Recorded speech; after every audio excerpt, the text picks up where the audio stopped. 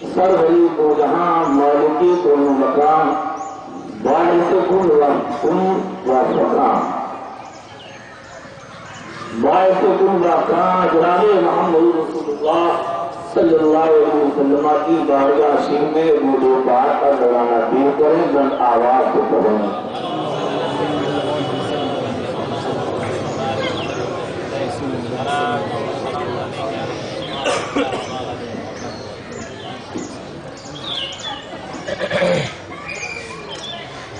جس نبی کی باتیں ہمیں جا رہی ہیں اللہ نے ساری خلق کو انہیں مخاطب پیدا فرمایا ہے. وہی مالک ان کو جانے وہی باعث کن خطا ہے.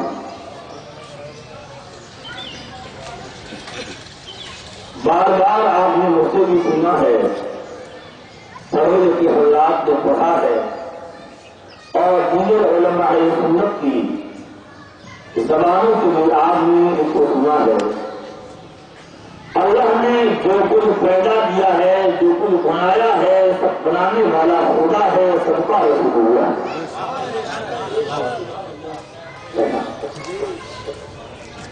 ہم وہ یاد ہوں کائنات کا کوئی شعبہ ہو اگر میں یہ جملہ کروں تو بالکل وجہ ہے کہ اللہ کی مخلوق میں کوئی ایسا سر نہیں ہے جس پر رسول اللہ کا احسان کا ہو.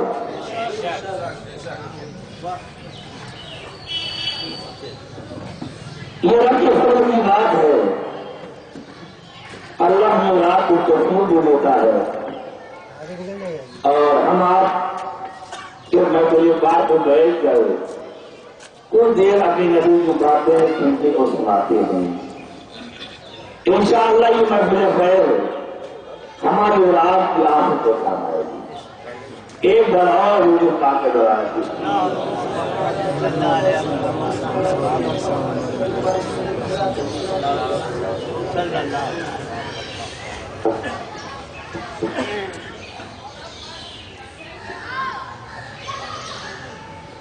آج ہماری نمازوں کا جو حال ہے وہ سب کو معلوم ہے. مسجدوں میں کولر ہیں پنکھے ہیں شاندار قالینیں بچھی ہیں بعض مسجدوں میں اے سی کا انتظام بھی ہے. سردی کے موسم میں گرم پانی کا اہتمام. اس کے باوجود آج ہماری نمازوں کا کیا حال ہے اور پیغمبر کے زمانے میں مسجدوں کا کیا حال تھا اور پیغمبر کے لیے دیوانوں کی نمازوں کا کیا حال. یہ حدیث بول رہا ہوں آپ وسیع کو سنیں.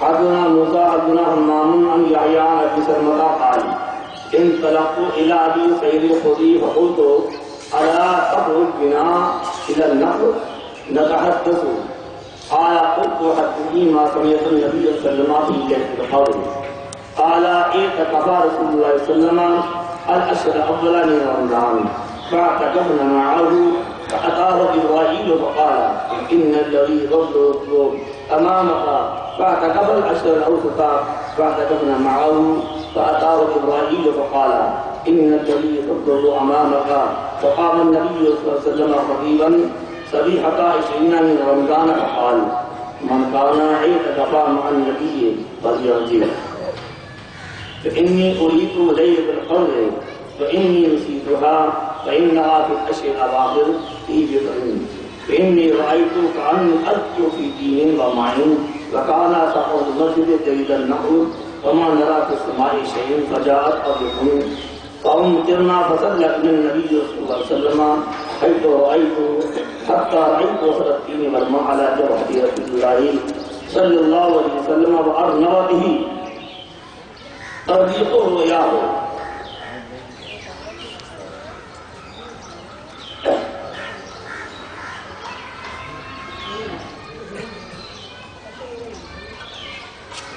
ہم سے حبیب یعنی موسیٰ نے راج ہم سے حمام نے برائی ہے یحییٰ سے روایت کرتے ہیں ابو سلمہ سے، انہوں نے کہا میں حضرت ابو سعید خدری کے پاس گیا کہ سرکار کی مقدس صحابی ہے، تو میں نے عرض کیا الا تخرجوا بنا الى النخل، یہ کھجوروں کی بات کی طرف آپ میرے ساتھ چلیں گے؟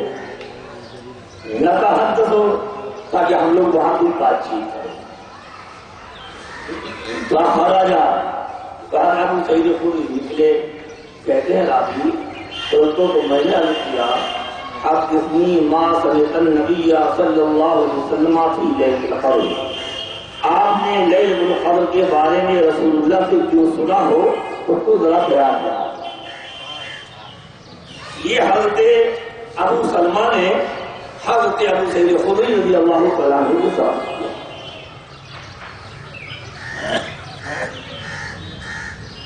آج تو سرکار کو فرمایا ایک اکابہ رسول اللہ صلی اللہ علیہ وسلم العشر الاوائل من رمضان، کہ اللہ کے اقسام بیان کیا حضرت ابو سعید خدری نے، اللہ کے نبی صلی اللہ علیہ وسلم نے رمضان کے شروع والے 10 دنوں میں اعتکاف کیا۔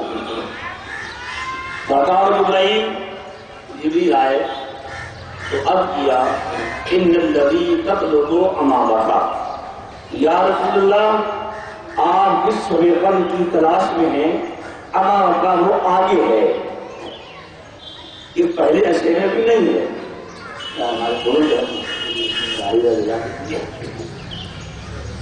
زبان ہمارا سے دوسری کریں گے اللہم صلی علی سیدنا مولانا محمد وعلی آل سیدنا مولانا محمد یا رسول اللہ صلی اللہ علیہ وسلم۔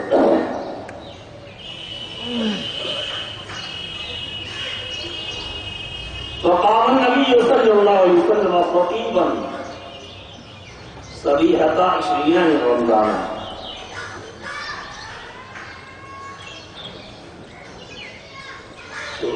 باقیہ یہ سرکار نے انتخاب کیا، ہم لوگوں نے انتخاب کیا، جبرائیل آئے اور کیا تو سرکار 20 رمضان کی صبح کھڑے ہوئے خطبہ دینے کے لیے، رمضان کی 20 کی صبح کھڑے ہوئے سرکار نے تقریر فرمائی، فقال فرمایا من کانا یہ صحابہ مع النبی صلی اللہ علیہ وسلم فلیحج،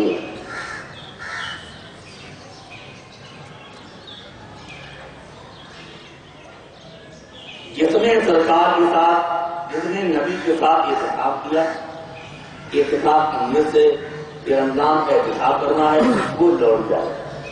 فإنی أريد لیلۃ القدر، مجھے لیلۃ القدر دکھا دی گئی، فإنی نسیتھا، یا اور میں بھول گیا۔ اب جہاں مجھے تھوڑی سی مدد کرنی پڑے 6 سالوں کی یاد ہو، بالکل شروع میں اس مفہوم کی خرید ہو رہی ہے، سبا نمبر 6 سال ایسے قریب بالکل ابتدا اللہ کے نبی اپنے دولت خانے لوگ تشریف فرما تھے اور سرکار باہر تشریف لائے تو 2 ایمان والوں میں آپس میں جھگڑا ہو رہا ہے۔ جب شروع ہوئی سرکار نے ارشاد فرمایا میں تمہارے پاس آیا تھا لیلۃ القدر کی خبر دینے کی،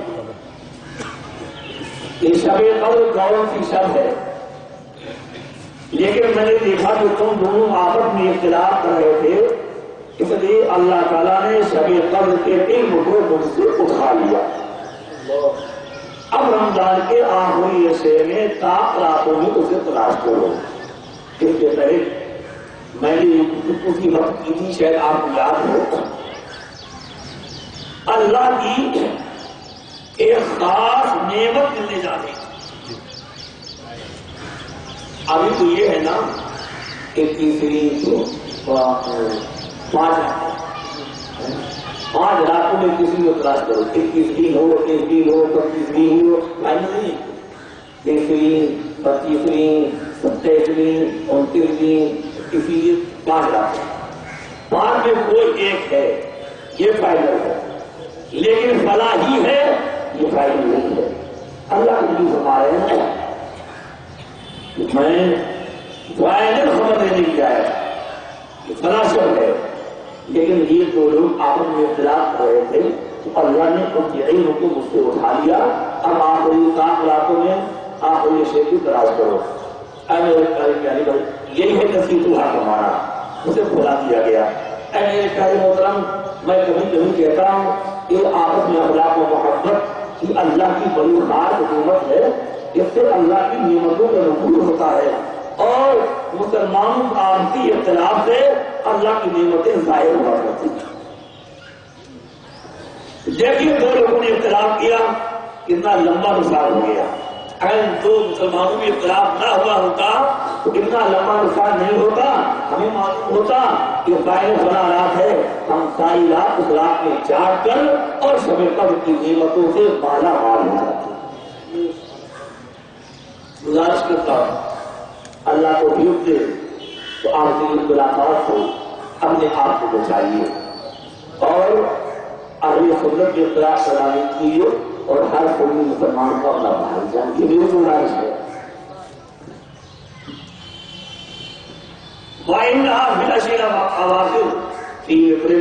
اب وہ شب قدر ہے، وہ رمضان کے آخری حصے میں 7 رات میں ہے۔ وَإِنِّي رَأَيْتُ كَأَنِّي أَنظُرُ فِي فِيهِ مَاءٍ، تو میرا قلب آیا، میں نے خواب دیکھا میں پانی اور مٹی میں سجدہ کرا۔ پانی مٹی مطلب کیا ہوا؟ پانی اور مٹی اکٹھا ہو جائے تو پیچھے ہو جائے، تو میں پانی اور مٹی میں سجدہ کرا۔ وقانا سب مسجد جدید النفس، اس وقت مسجد نبی کی جو چھت تھی یہ کھجور کی ٹہنیوں کی تھی۔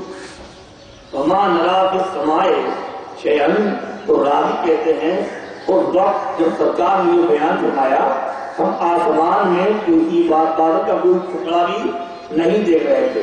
فجاءت قطعۃ، اور ایک اللہ کی نبی تشریف فرما تھے، بادل کی ایک ٹکڑا آیا، قوم کی رنا، اور ہم پر کیا ہے بارش ہو گئی۔ فرماتے ہیں فصلی بنا النبی صلی اللہ علیہ وسلم، تو اللہ کے نبی نے ہم سب لوگوں کو نماز پڑھائی تو اس بارش کے پانی اور وہ کھجور کی ٹہنیاں تھی، پانی ٹپک رہا تھا، نبی گیلی ہو رہی تھی۔ حتی رأیت اثر الطین والماء علی جبہۃ رسول اللہ صلی اللہ علیہ وسلم تو ارنبت، یہاں تک کہ میں نے سرکار کی پیشانی اور ناک میں اس کیچڑ کا اثر ہوا، یعنی جو کیچڑ ہو گئی تھی اللہ کے نبی اسی میں سجدہ فرما رہے تھے اور وہ مٹی اور پانی کا کیچڑ کا اثر اللہ کے نبی کی پیشانی اور ناک کو نظر آ رہا تھا۔ میرے بھائی اور میں آپ کی توجہ یہ چاہتا ہوں، پانی ہے، مٹی ہے، کیچڑ ہے، بارش ہو رہی ہے، نہ پکا فرش ہے، نہ قالین ہے، نہ جانور کسی ہے، پانی ٹپک رہا ہے، اللہ کے نبی اسی کیچڑ میں نماز ادا فرما رہے ہیں اور نبی کے صحابہ اسی کیچڑ میں نماز ادا فرما رہے ہیں۔ ذرا ہم اور آپ دیکھیں کہ ہم اور آپ کیا کر رہے ہیں۔ بہرحال اللہ کے نبی کی حدیث ہمیں خبر دیتی ہے کہ دکھ ہو، درد ہو، بیماری ہو، جب تک ہم مسجد حاضر ہونے سے معذور نہ ہو، کوئی پریشانی نہ ہو، تو نہ ہماری نماز چھوٹنی چاہیے اور نہ ہماری جماعت چھوٹنی چاہیے۔ تمہارے ترتیب ہو یا ہو، راوی کہتے ہیں یہ رسول اللہ کے خواب کی ترتیب تھی۔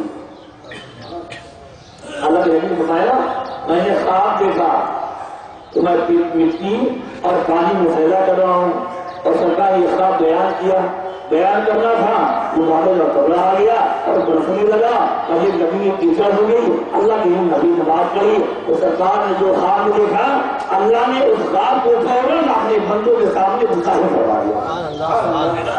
اس لیے فرمایا گیا کہ پیغمبر کا خواب بھی اللہ کی وحی ہوتا ہے۔ اللهم صل على سيدنا مولانا محمد وعلى ال سيدنا مولانا محمد وبارك وسلم السلام عليك يا رسول الله صلى الله عليه وسلم۔ میں آپ کو ایک حدیث سنا رہا ہوں، شاید ہمارے آپ کے عقل میں آ جائے۔ اللہ تبارک و تعالیٰ نے عورتوں کو کس طرح پردے کو حاصل کیا ہے اور اللہ کے نبی نے شرم و حیا کی ہمیں اور ہماری ماحول کو کیسی تعلیم. باب الاحتیاط وشدها ومن ضم اليه قومه اذا خاف ان تنكشف عورته. حدثنا محمد بن كثير أخبرنا سفيان عن أبي حازم بن سعد بن سعد قال كان الناس يصلون مع النبي صلى الله عليه وسلم وهم عاقبو وجوههم من الصغر على رقابهم وقيل للنساء لا ترفعن رؤوسكن حتى يطلع الرجال جلوسهم. اسلام کا آغاز تھا اور لوگوں اخلاق کا دور دورہ تھا. آج تو پیسہ لوگوں کے پاس بہت ہے, مکانات بھی شاندار ہیں, رہن سہن کا انداز بھی بڑا پیارا ہو گیا ہے, بہت سکون بخش ہے. آپ یوں محسوس کر لیں, آپ اپنے پڑوس اور محلے والوں کو دیکھ لیں کہ 10-15 سال پہلے ان کی مالی حیثیت کیا تھی اور اب ان کی مالی حیثیت کیا ہے. 10-15 سال پہلے ان کے مکانات کیسے تھے اور اب ان کے مکانات اور ان کی راہ کیسی ہے. اللہ کی نبی نے حدیث پاک میں بتایا ہے کہ پورے قیامت میں یعنی قیامت قریب ہوتی جائے گی اور مال بڑھتا جائے گا. ہاں یہ ضرور ہے کہ پہلے مکانات کچے تھے لیکن ایمان بڑا پکا تھا. اب مکانات تو پکے ہو گئے ہیں لیکن ایمان بڑا پکا ہے. یہ بات ضرور ہے. پہلی بات تو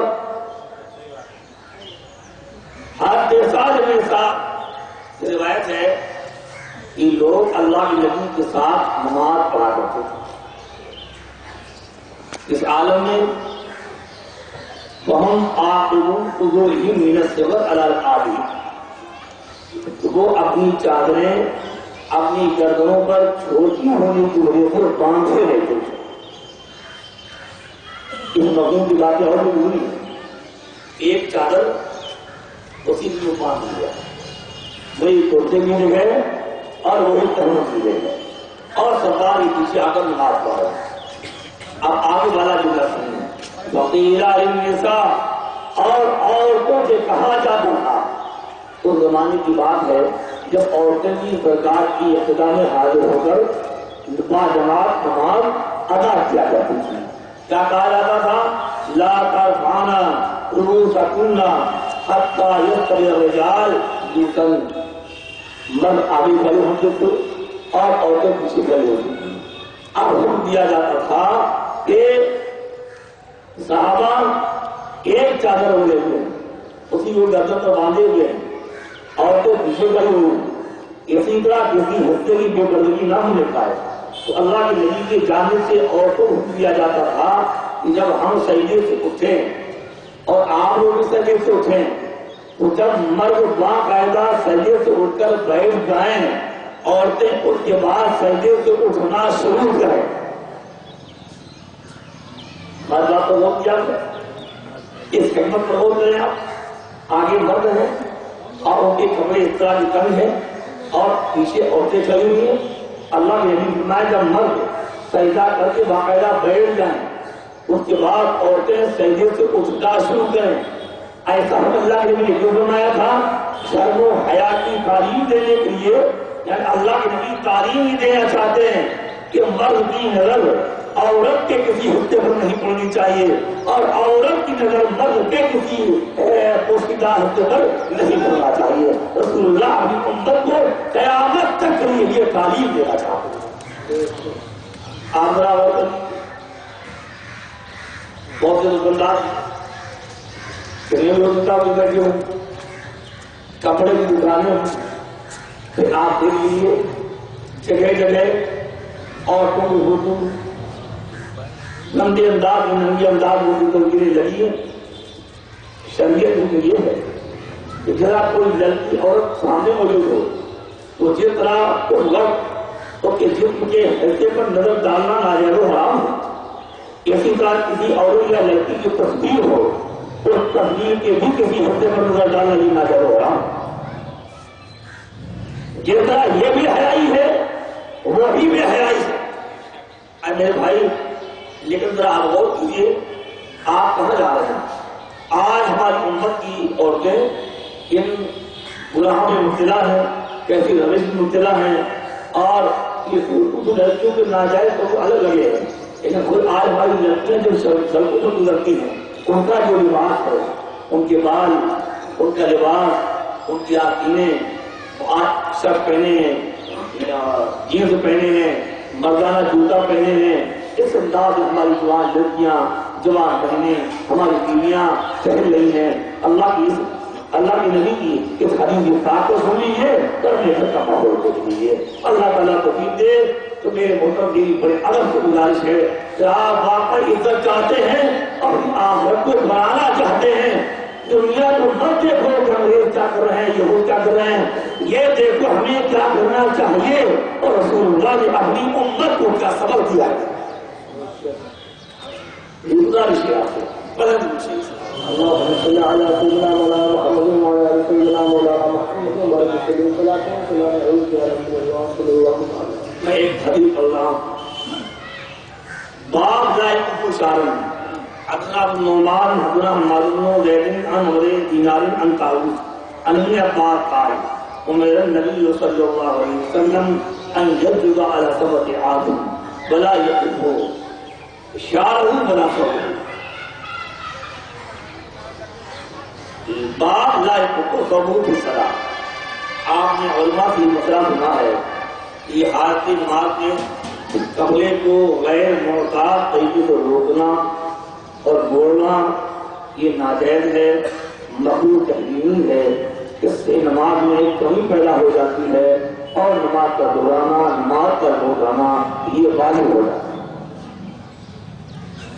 آج ایک جماعت ایسی بھی پیدا ہو گئی ہے جو ہمارے فقہا پر، ہمارے علماء پر، ہمارے مفتیان اعظام پر اصرار کرتی ہے کہ علماء نے، فقہا نے یہ مسئلے اپنی طبیعت سے بیان کر دیے ہیں، حالانکہ ہمارے فقہا نے جب قلم اٹھایا ہے اور حدیث کی کتابوں میں مسئلوں کو لکھا ہے تو بغیر کسی دلیل کے کوئی بھی مسئلہ اپنے قلم سے تحریر نہیں کیا ہے۔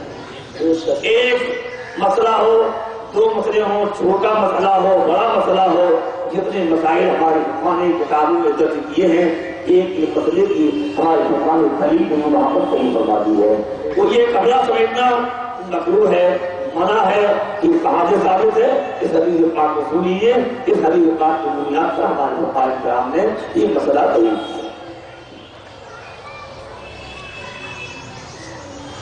حدثنا موسیٰ بن اسماعیل حدثنا ابو عوانة عن عمرو عن طاووس عن ابن عباس عن النبي صلى الله عليه وسلم قال امرت ان اسجد على سبع اعظم، مجھے حکم دیا گیا ہے 7 ہڈیوں پر سجدہ کرنے کا، لا اغف شعرا ولا ثوبا، اور مجھے یہ دیا گیا ہے کہ نہ ہی میں اپنے بالوں کو موڑوں اور نہ ہی میں اپنے کپڑوں کو موڑوں۔ یہ اللہ کے نبی صلی اللہ علیہ وسلم بیان فرما رہے ہیں، نہ میں اپنے بالوں کو موڑوں اور نہ میں اپنے کپڑے کو موڑوں۔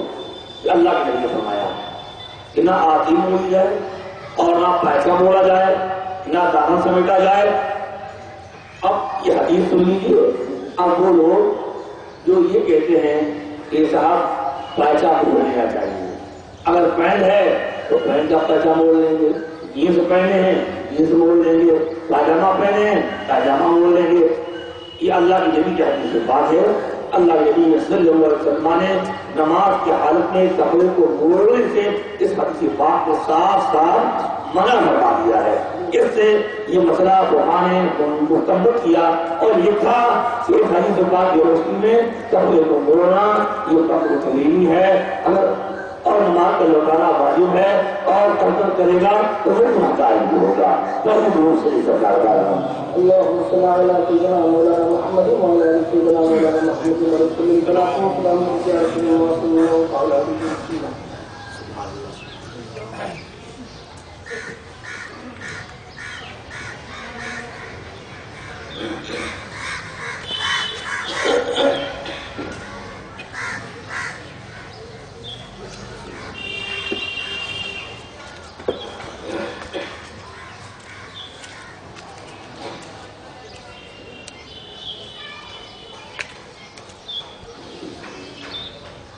عن عبد الله بن مسلمة عن مالك عن عبد الرحمن بن القاسم عبد الله بن عبد الله أنه أخبره أنه كان يرى عبد الله بن عمر يترقب في الصلاة إذا جلس ففعلته وأنا يومئذ حديث فنهاني عبد الله بن عمر وقال إنما سنة الصلاة أن تنصت رجلك اليمنى وتصلي اليسرى فقلت إنك تفعل ذلك وقال إن الرجال لا تحملاني. سبحان الله.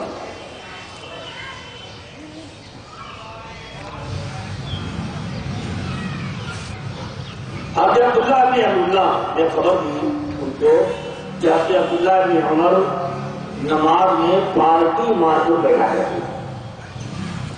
کہ سرکار میں سب کو شادی ہے آج کو سننا پالٹی مار کر چادروں کو بیٹھا ہے. فرماتے ہیں پالتو ہی تو میں نے بھی اسی کیا اور میں اول نوجوان تھا نہانی عبداللہ بن عمر نے مجھے بنا دیا میں جس طرح بیٹھتا ہوں تو اترا اور خدا بیٹھا دیتے تھے. اب تو آپ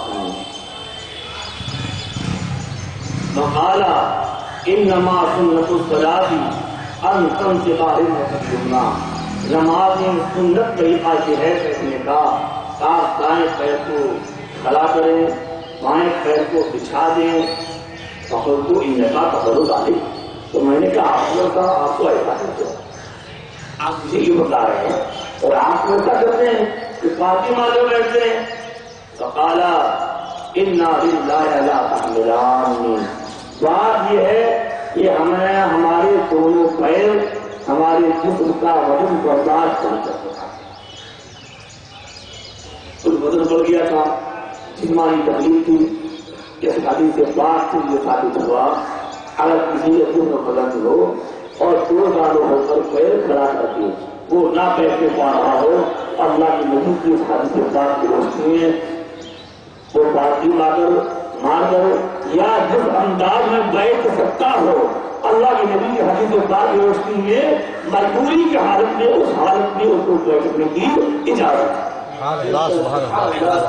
میں بتانا نہیں چاہتا ہوں یہ مسئلہ بھی بخاری نے لکھا ہے. یہ مسئلہ بخاری نے لکھا ہے. پھر میں وہی بات ہو رہا ہوں کہ فقہا اپنی طبیعت سے کچھ نہیں لکھتے ہیں اور اللہ کے نبی کی شریعت کا یہ کمال ہے کہ رسول اللہ نے کوئی ایسا موقع چھوڑا نہیں ہے جس موقع کے لیے اپنی بندوں کو میرے سرکار نے تعلیم دے دی ہے. اللهم صل على سيدنا مولانا محمد وعلى ال سيدنا مولانا محمد وبارك وسلم صلاه وسلام على رسول الله صلى الله عليه وسلم. سبحان الله.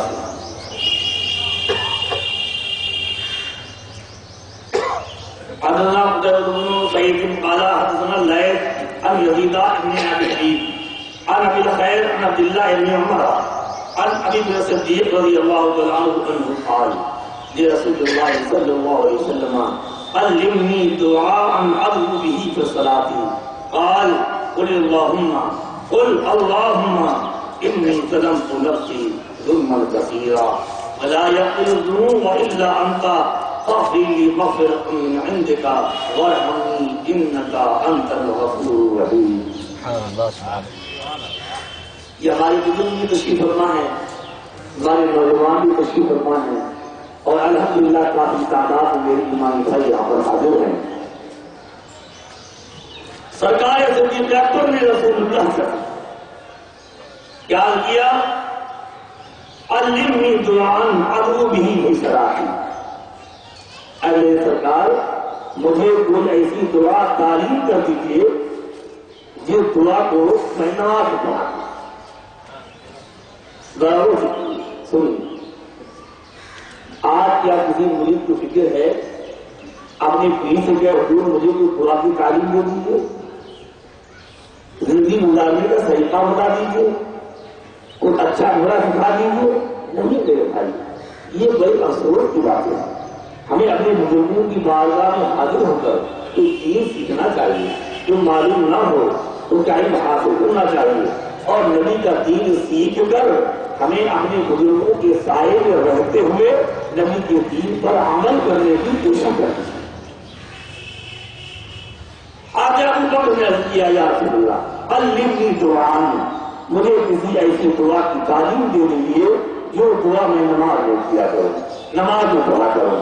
اب ذرا جواب سنیے اور ملاوا سے دوسری کروں تاکہ دن نہ لے پائے۔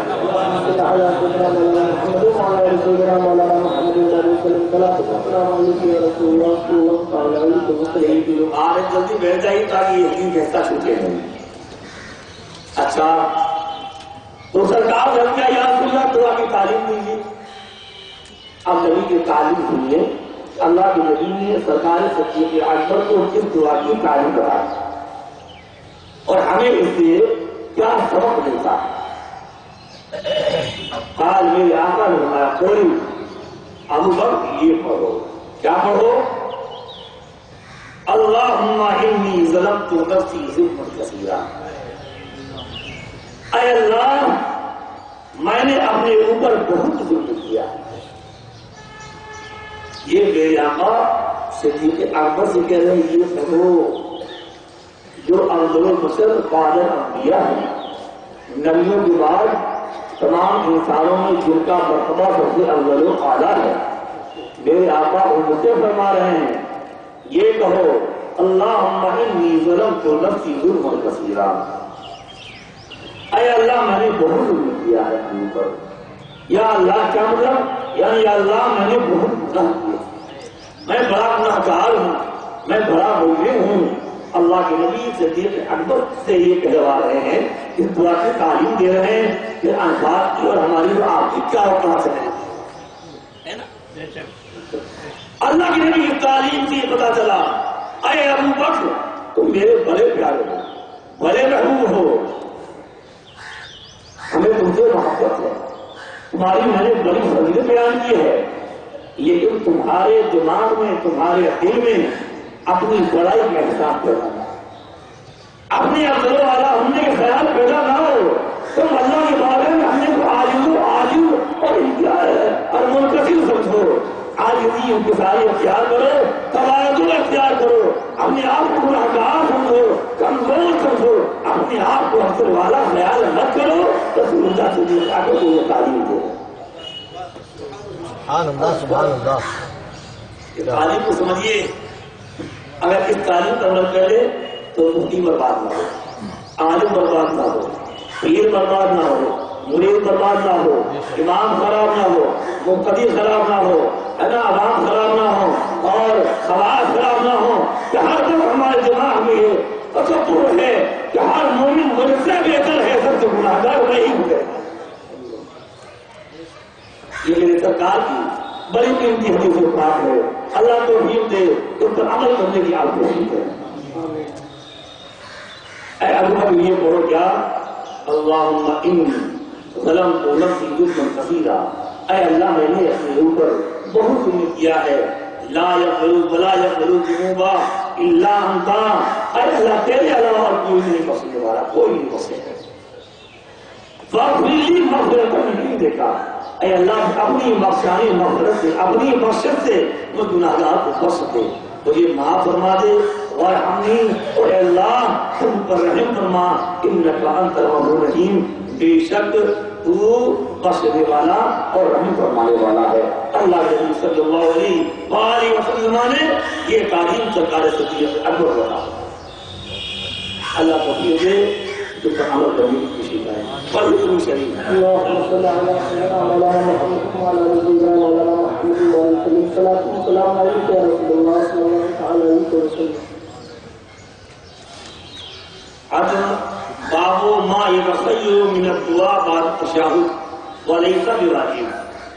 حدثنا مسدد قال ابن يحيى عن الأعمش قال حدثني شقيق عن عبد الله قال كنا إذا كنا مع النبي صلى الله عليه وسلم في الصلاة قلنا السلام على الله من عباده السلام على فلان وفلان، وقال النبي صلى الله عليه وسلم لا تقولوا السلام على الله إن الله هو السلام ولكن قولوا التحيات لله والصلوات والطيبات السلام عليك أيها النبي ورحمة الله وبركاته السلام علينا وعلى عباد الله الصالحين فإنكم إذا قلتم ذلك أصاب كل عبد بسمائه أو بين السماء والأرض أشهد أن لا إله إلا الله وأشهد أن محمدا عبده ورسوله ثم ليتخير من الدعاء عاجبه إليه فيدعوه. اسلام کا جتنا فرمایا ہے وہ سارا فرمایا. اور نماز میں ہم جو کچھ کرتے ہیں جو پڑھتے ہیں سب کچھ اللہ کی ذریعے سکھایا ہے. اس طرح سے پاک ہوئی آپ اور نبی کی احمد کو نبی کی تعلیمات کو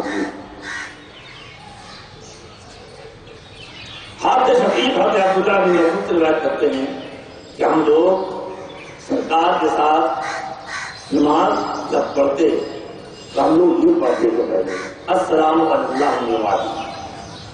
جب اتحیات میں بیٹھتے تھے تو یہ پڑھتے تھے السلام علیکم. السلام ہو اللہ پر اور سلام ہو اللہ کے بندوں پر ہے نا.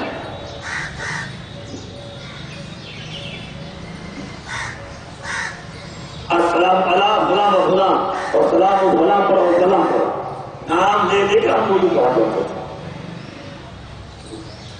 تو سرکار نے فرمایا السلام علی اللہ مت اللہ پر سلام کی فإنہ ہوا سلام وہی تو سلامتی دینے والا ہے. اسلام کے ابتدائی دور ہے تو وہ وہی پڑھنے لگے. اس سے ایک مسئلہ ہوتا ہے. وہ مسئلہ یہ معلوم ہوا کہ قیاس کرنا بھی جائز ہے. قیاس جائز ہے اور قیاس میں غلطی ہو جائے تو وہ مان بھی دینا چاہیے. یہ صحابہ نے التحیات جو پڑھی التحیات میں جو جملے پڑھے یہ اپنے قیاس کے پڑھے. السلام علیہ السلام علیہ تو پتا چلا قیاس کرنا رہے تھے. اور قیاس میں غلطی ہو جائے اور بتا دیا جائے مان لینا چاہیے. نبی نے فرما دیا یہ قیاس صحیح نہیں یہ مت پڑھو بلکہ یہ پڑھو. صحابہ نے تھوڑا مان بھی دیا.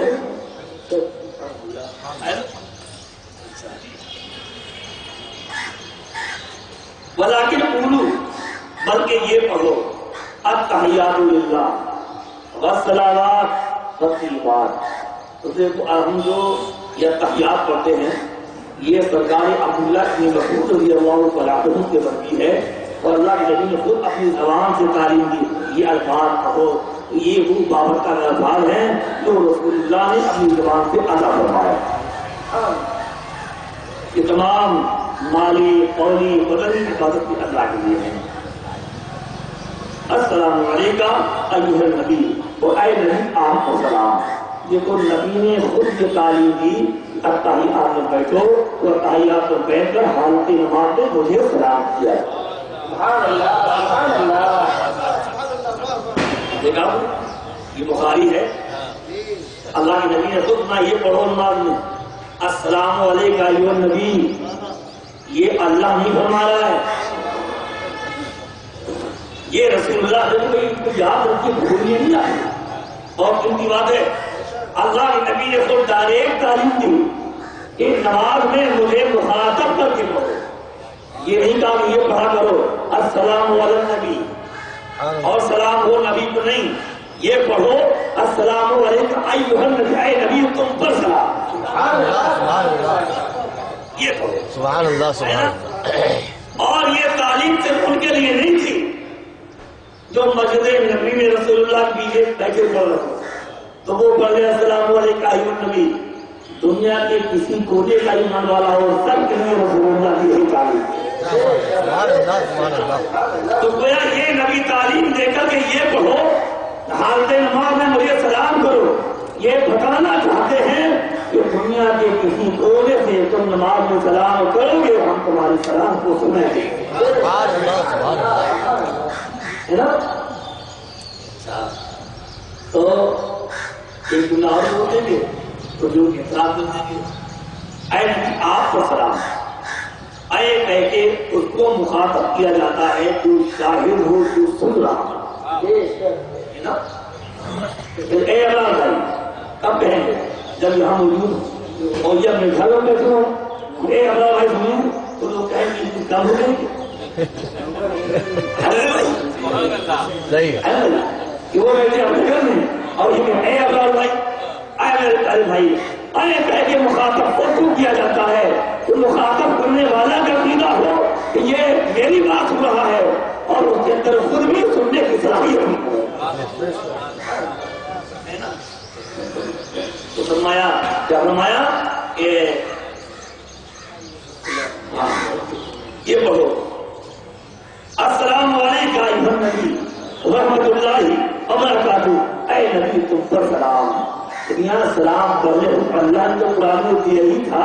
رسول اللہ نے نماز میں سلام پڑھنے کو بولا. نماز یہاں نماز جو اللہ تعالیٰ کی خاص عبادت ہے, خاص مخصوص عبادت ہے.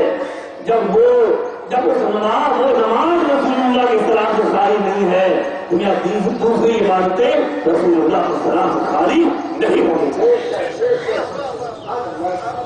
اور ایک بات اور میرے کبھی یہ مجھے یاد آ رہا ہے کہ جب حالت نماز میں نبی پر سلام پڑھا جا سکتا ہے, پڑھا جا سکتا ہی نہیں بلکہ پڑھنا واجب ہے. تو نماز کے علاوہ نبی پر سلام کو نہیں پڑھا جا سکتا. اچھا, اور اللہ کے تمام نیک بندوں وعلی عباد اللہ الصالحین, اور اللہ کے تمام نیک بندوں کو صدیق اکبر کے نیک بندوں میں, عمر عثمان علی رضی اللہ تعالیٰ عنہ کی نیک بندوں میں, غوث اعظم کی نیک بندوں میں ہیں, اور نواز کی نیک بندوں میں ہیں, خود پاک کی نیک بندوں میں ہیں, سرکار دادا میاں شاہ محمود والا یہ سب نیک بندوں میں ہیں, اللہ کا ہر بھائی اللہ کے نیک بندوں میں ہے. تو حالت نماز میں آپ بیٹھ کر تمام نیک بندوں پر سلام کہتے ہو, ہے نا. تو لوگ کہتے ہیں کہ وہ قیامت امامت مقابل کا جلوہ شان قرب لاکھ السلام یہ سلام پڑھنا چاہتے کہ نہیں ہے. اے میرے بھائی, جب اتحیات میں بیٹھ کر بغیر نام لیے تمام نیک بندوں پر سلام پڑھا جا سکتا ہے تو نماز کے علاوہ نام لے کر سلام کو نہیں پڑھا جا سکتا ہے نا. اچھا, سبحان اللہ. ارے ایک جملہ سن دیا بھائی, ورحمۃ اللہ وبرکاتہ. السلام علینا, اور سلام ہو ہم سب لوگوں کا. ان سب لوگوں کا تحیات اور ترجمہ یاد نہیں ہونے کا نہیں ہوتے ہے نا. السلام علینا, اور سلام ہو ہم سب پر. دیکھا نماز میں بیٹھ کر ہی اپنے اوپر سلام کرا ہے نا. علینا اور ہم سب پر سلام, یہ خود اپنے اوپر سلام کرے تو کوئی حد نہیں, اور ہمیں پوری پر برہم بنا رہے. عجیب منطق ہے بھائی, اس میں سبق سے. اچھا, پھر میرے آپ نے فرمایا بین نقم اضاف حکم, جب تم یہ پڑھو گے کہ اے نبی آپ پر سلام, ہم سب پر سلام, اللہ کے کلام ایک بندوں کو سلام, ذالک عذاب کل عبد فی السماء, تو اس دعا کی برکت زمین و آسمان کے ہر بندے کو پہنچ جائے. اس دعا کی برکت زمین و آسمان کے ہر بندے کو پہنچے گی. یعنی یہ سلامتی کی آپ دعا کر رہے ہیں, اس دعا کی برکت سے اللہ تمام عالم کے ایمان والوں کو سلامتی کی برکت سے مالا مال ہے. دیکھا کتنی قیمتی چیز ہے. اچھا, اشہد اللہ الہ الا اللہ واشہد ان محمد عبدہ ورسولہ ثم يتخير من الدعاء لمن إليه. التحیات آپ نے پڑھی ہے نا, اور آپ نے سب آپ نے پڑھی. پھر جو بھی آپ کی پسندیدہ دعا ہو, دعائیں معصورہ ہوتے, وہ دعا آپ پڑھ سکتے ہیں. تھوڑا سا آگے چلے گا, اجازت ہے آپ کو. باب من لم ينسى جبهه القول حتى صلى. قال ابو عبد الله رأيت حميدية يحتج بهذا الحديث اللہ تم سہل جبہتو, اللہ تم سہل جبہتو یا لا یم سہل جبہتا. اس کو آپ کو کچھ لگے کہ معلوم آپ نے دیکھا ہوگا کہ اگر جانات بھی پچھلے اور نماز پڑھنے جا رہے ہیں تو اس کو پہلے سب کچھ ہے صاف کرا اور زیادہ ہی مسئلے بھی ضروری صاف کرا اور پیشانی پہ گویا اگر مٹی دھبا لگ جائے کہ اس کو بہت مایوس ہو جائے گی اور سجدہ کر کے اٹھیں اور ہاتھ نمازی ایسے پوچھنا شروع ہاتھ نمازی اللہ صلی اللہ علیہ وسلم نے استعمال ہوا کیوں سجدہ کرنا یہ اللہ کی بارگاہ میں اپنی عاجزی انکساری کا اظہار ہے یہ توحید کا والا ہے تیرے دربار میں عاجز ہوں اور منتصر ہوں تیرے سامنے بھی کوئی ہے نا یہ پیشانی جھکانا اپنی عاجزی کا بڑا اظہار ہے اور وہاں بھی پیشانی صاف حدثنا موسى بن ابراهيم قال حدثنا هشام عن يحيى عن ابي سلمى قال سألت ابا سعيد الخدري فقال رايت رسول الله صلى الله عليه وسلم يجد في الماء والطين حتى رايت اثر الطين في جبهته میں نے دیکھا کہ سرکار مٹی اور پانی میں سجدہ کر رہے ہیں یہاں تک کہ اس کا اثر اس کا نشان میں نے پیچھا نہیں دیکھا اور اللہ کے نبی نماز میں کھڑے ہوئے اور میرے آقا صلی اللہ علیہ وسلم نے اپنے ہاتھ یا امام شریف کے چادر سے اپنی پیشانی کو نہیں پہنچا لہذا ہاتھ نماز میں اطلاع کے آواز کی اجازت نہیں ہے یہ آپ کی شان اور عزت کے خلاف نہیں ہے بلکہ حق یہی ہے وہ پیشانی بڑی اثر والی ہے اللہ کی پیشانی کو اپنی بارگاہ میں سنتے کا موقع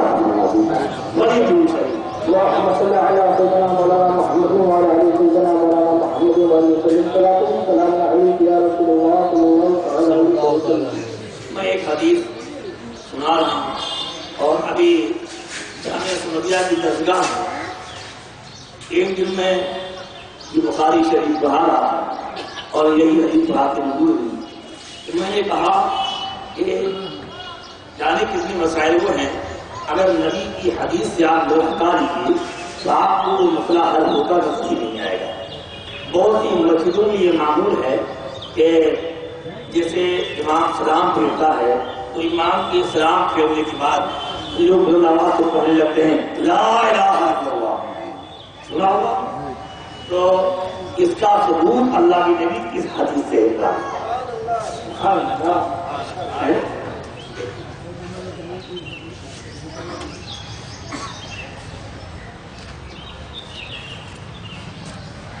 إسحاق بن نصر قال أخبرنا عبد الرزاق قال أخبرنا ابن جريج قال أخبرني عمرو أن أبا معبد مولى ابن عباس أخبره أن ابن عباس أخبره أن رقص في يوسف حين ينصرف الناس من المكتوبة كان على عهد النبي صلى الله عليه وسلم فرماتے ہیں کہ بلند آواز سے اللہ کا ذکر کرنا یہ اللہ کے نبی کے زمانے سے چلا رہا ہے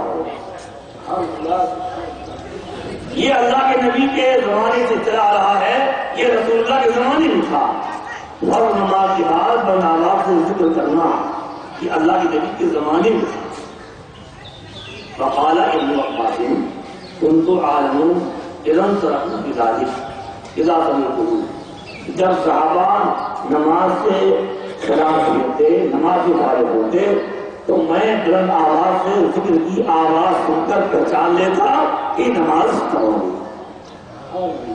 آگے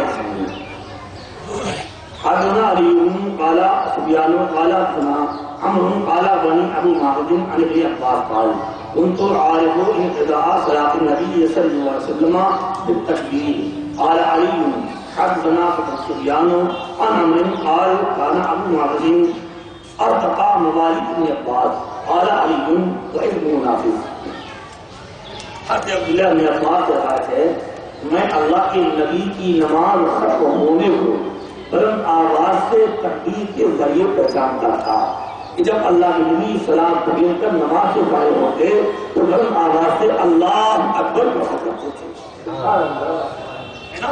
بہرحال میں بتانا یہ چاہتا ہوں ہو سکتا ہے اس سے پہلے اس حدیث کا آپ کو علم نہ ہو کہ پڑھتے تو آپ نے دیکھا ہوگا تو آواز سے وہ کرنا والا پڑھنے لگتے ہیں آج آپ کی بخاری یہ حدیث سنی تو آپ کو یہ معلوم ہو گیا کہ یہ جو کیا جاتا ہے یہ اللہ کے نبی کی حدیث پاک ثابت ہے اور یہ حدیث بخاری شریف موجود ہے. لہٰذا ہم سلام کے بعد اللہ اکبر اللہ پڑھیں یا لا الہ الا اللہ محمد رسول اللہ پڑھیں. ان تمام ذکروں کا ثبوت اللہ کے نبی کی حدیث پاک سے ہو جاتا ہے.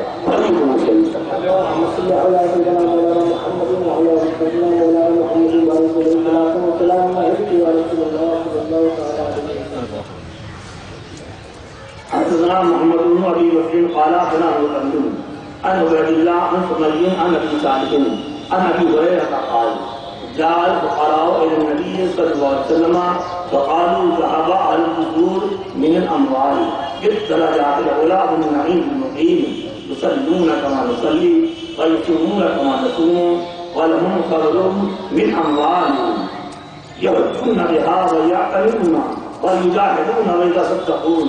فقال الا احدثكم بما ان اخذتم به ادركتم من سبقكم ولا يدرككم احد بعدكم وكنتم خير من انتم بين ظهرانيهم الا من عمل مثله تسبحون وتحمدون وتكبرون قلب كل صلاة وثلاثين فاقرأنا بيننا. وقال فاطمة نسبح 33 ونحمد 33 ونكبر 34. فرجعت إليه فقال قلت سبحان الله والحمد لله والله أكبر حتى يكون منهن كلهن 33. ہلو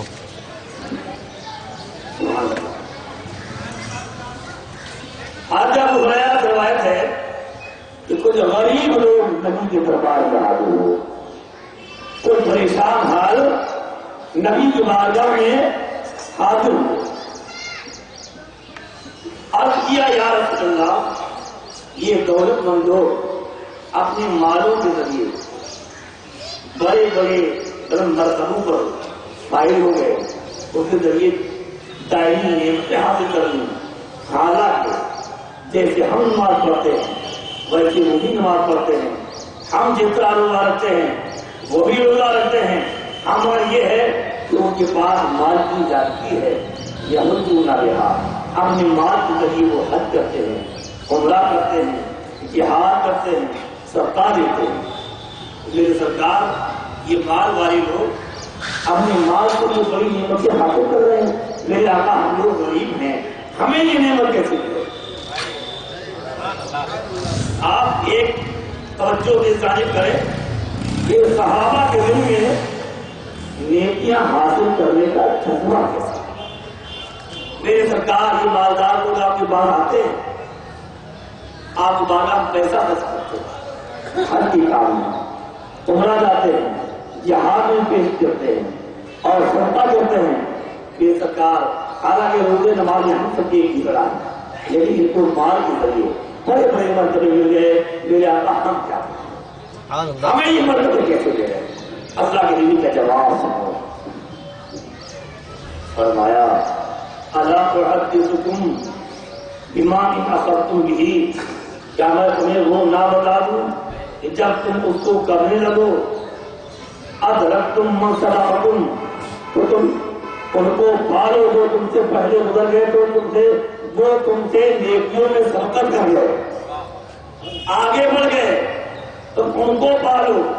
اور یدرککم احد بعدکم، اور تمہاری بات کوئی تم کو پانی ڈالا. فَكُنْتُمْ خَيْرَ مَنْ أَنْتُمْ بَيْنَ ظَهْرَانِهِمْ، اور موجودگی میں تم سب سے بہتر اور افضل اعلیٰ رہو، سوائے اس کے جو اسی جیسا عمل کرے.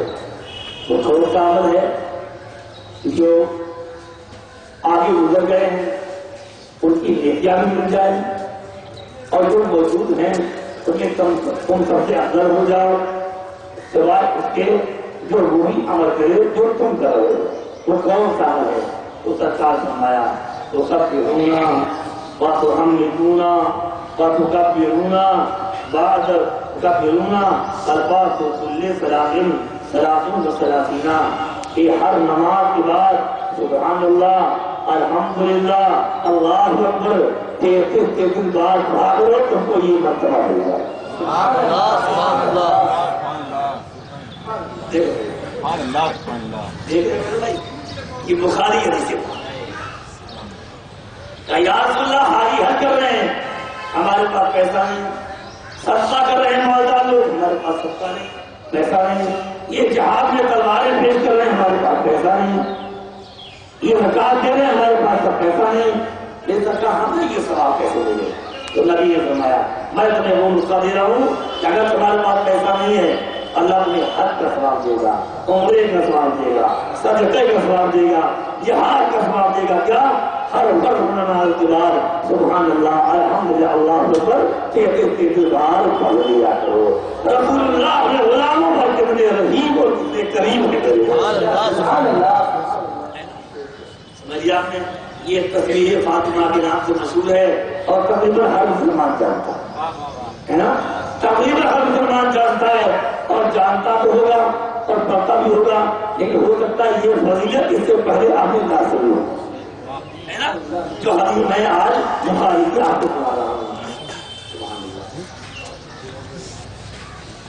طرفنا بیننا، تو صحابہ فرماتے ہمارے درمیان سننے میں اختلاف ہو گیا، فقالا بعضنا یسبح صلاۃ و ثلاثین، تو ہم نے بعض نے کہا کہ سبحان اللہ کی 3 بار پڑھیں، الحمدللہ کی 3 بار پڑھیں اور اللہ اکبر 4 بار پڑھیں، اس لیے ہمارے وہاں لکھ دیا کہ سبحان اللہ الحمدللہ 33 بار پڑھنا چاہیے اور اللہ اکبر یہ 34 مرتبہ پڑھنا چاہیے۔ سبحان اللہ سبحان اللہ۔ اللہ تعالیٰ کی بارگاہ میں دعا کرتے ہیں اللہ ہم سب کو نیکیوں کی توفیق عطا کرے۔ ایک حدیث اور سنیے اگر ٹائم پورا ہو گیا 1 گھنٹہ۔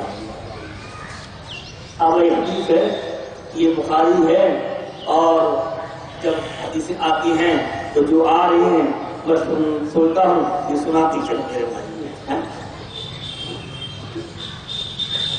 حضرت سفیان بن عبد الملک بن عمیر الورات قاتل المغیرہ بن شعبہ قال عمل علی المغیرہ بن شعبہ في كتاب إلى معاوية إن النبي صلى الله عليه وسلم كان يقول في دبر كل صلاة مكتوبة لا إله إلا الله وحده لا شريك له له الملك وله الحمد وهو على كل شيء قدير اللهم لا مانع لما أعطيت ولا معطي لما منعت ولا ينفع ذا الجد منك الجد وقال شعبة عن عبد الملك بهذا وقال حسن جد غنى وعن حكم القاسم بن مخيمرة البراء بهذا سبحان اللہ۔ حضرت عمیر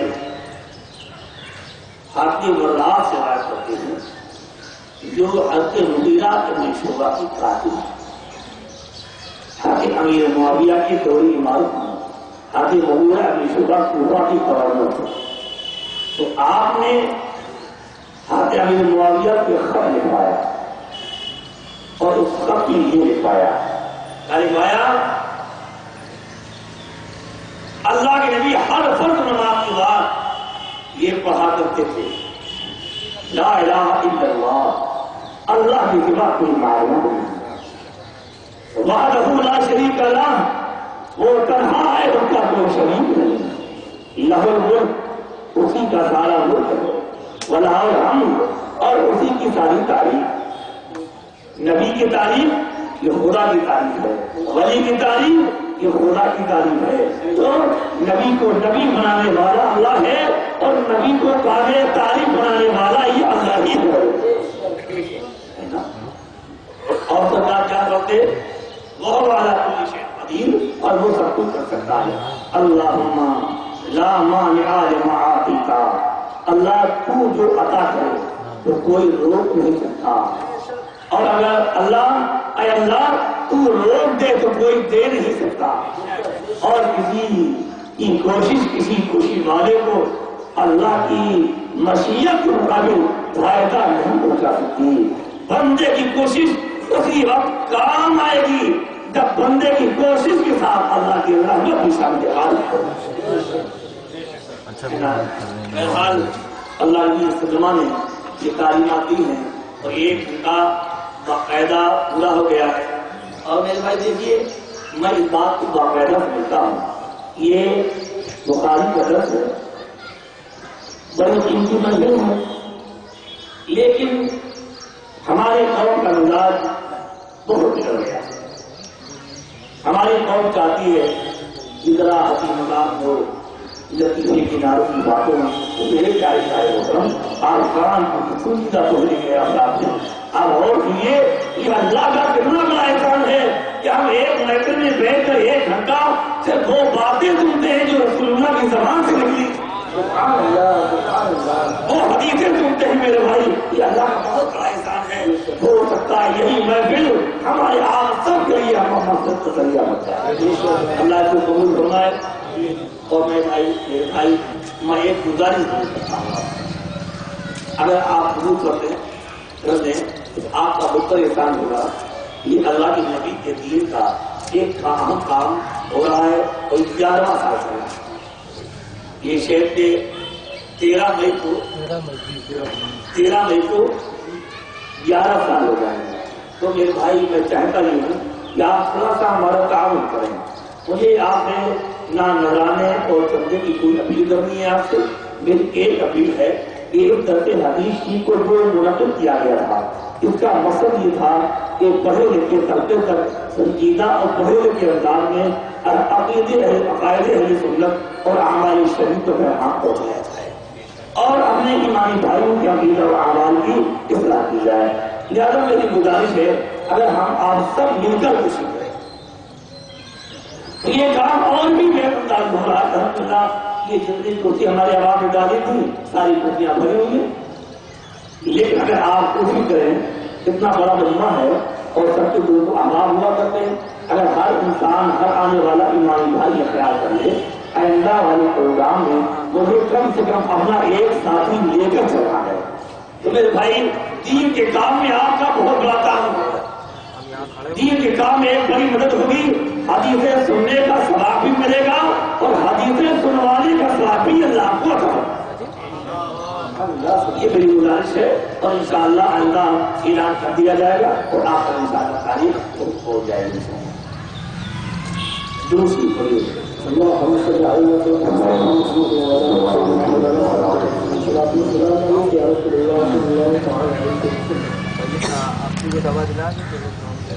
جس کو بھی سوال وغیرہ کر رہے ہوں تو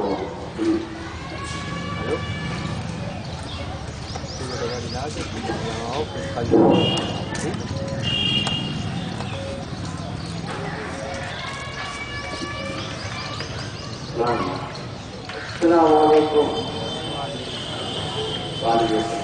آپ نے کسی بیان کیے کہا کہ آپ نے فرمایا کہ آپ نماز کے بعد اللہ اکبر لا الہ الا اللہ محمد رسول اللہ پڑھ سکتے ہیں، زور سے پڑھ سکتے ہیں، لیکن کچھ لوگوں کو اس پر اعتراض ہے۔ جب لا الہ الا اللہ محمد رسول اللہ صلی اللہ علیہ وسلم پڑھ گیا تو لوگ کہتے ہیں دھیرے سے پڑھیے، تو پھر باقی لوگ جو پیچھے سے نماز میں دیکھ کے آئے ہیں یا نہیں پڑھ سکتے ان کے اعتراض ہوتا ہے، ان کو وہ ہوتا ہے کیا ایسا ہو سکتا ہے؟ دیکھیے حدیث پاک سے میں نے بتایا ایک بلند آواز سے ذکر کرنا حدیث پاک سے محفوظ ہے، لیکن اگر وہاں ایسا معاملہ ہے کہ ایک سب کو نماز مل نہیں پائی اور ایک سب کو بھی نہیں ملنے پائی اور ایک سب پوری کھڑی ہو کر نماز پڑھ رہی ہے تو ایسے صورت کا ایسا پڑھ لینا بہتر ہوگا تاکہ ان کی نماز ہو سکے۔ دھیرے سے بھی پڑھا جا سکتا ہے، مطلب یہ دھیرے سے پڑھنا بلند آواز سے پڑھنا واجب نہیں ہے، پڑھ سکتے ہیں یہ مطلب آہستہ بھی پڑھ سکتے ہیں۔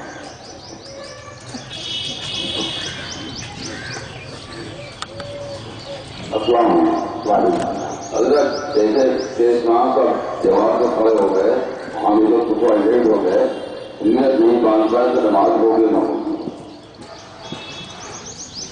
جیسے اسلام کا جماعت کھڑی ہو گئی ہم کو لیٹ ہو گئے، نیت باندھ نہیں ہو رہا ہے، جماعت ہماری نماز ہوگی ہوگا۔ میرے پیارے پیارے محترم، نیت نام ہے دل کے ارادے، زبان سے کہہ لینا یہ بہتر ہے، زبان سے کسی نے نہیں کہا امام صاحب جو کی نماز پڑھا ہے اور آپ آئے آپ کو معلوم ہے کہ وہ کی نماز پڑھیں گے دن میں ظہر کی نیت ہو اور آپ نے کہا اللہ اکبر کیا شامل ہوئے نماز ہو جائے. سبحان اللہ سبحان اللہ. لیکن یہ ضرور خیال رکھیں یہاں ایک مسئلہ میں بتانا ضرور وہ یہ ہے کہ آپ آئے اور امام صاحب وضو میں چھپ چکے تھے. آپ نے کہا اللہ اکبر کہہ کے ہاتھوں کو چھوڑ دیں اور پھر دوبارہ اللہ اکبر کہتے رکو. یہ تکبیر کہنے والا اللہ اکبر ہے اور رکوع میں جانے والا اللہ اکبر آپ کو تمہارا ہے. سمجھ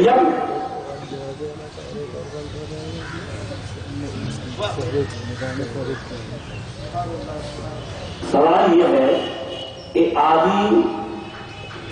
بنیادی شرط کی آدھی آدمی کی شرط یا بنیاد کہیں پر نماز پڑھنا کے ساتھ اگر آدھی آدمی سے زیادہ موڑ لے گا آدھی کڑائی سے زیادہ موڑ لے گا تو نماز پڑھنا ضروری ہے نماز کا روزانہ واجب ہے.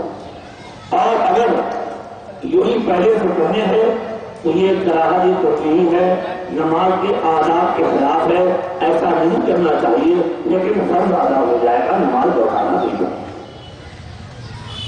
یہ سوال یہ ہے کہ کیا پاکستان کی پبلک کے اوپر کوئی پیڑ وغیرہ لگایا سکتا ہے پیڑ پودے وغیرہ لگایا سکتے ہیں ہندوستان میں قبر کے اوپر اپنی نہیں قبر پر خالی گھاس جو کلین وغیرہ آتی ہے جن کی جلیں ایسی نہ ہو قبر کو نقصان پہنچائیں تو تر گھاس جو ہے ہری گھاس ہری شاخیں یہ اللہ کی تصدیق کرتی ہیں جس کو مزدور کو سکون ملتا ہے. یہ جائز ہے بلکہ حدیث پاک سے ثابت ہے. ایسا کوئی بڑا پیڑ جس کو نیم لگا دیا کوئی لگا دیا کہ جڑیں موٹی ہو جائیں قبر کو نقصان پہنچائیں یہ کرنے کی اجازت لگا. بیل کا پیڑ نہ لگائیے بیل کا وہی حال ہے. بیل کا پیڑ بڑی موٹی ہوتی ہے قبر کو اکھاڑ دیں گے قبر کو نقصان ہو جائے گا. اور قبر کی بیل کی پتی وغیرہ کو قبر پر ڈالی جائے.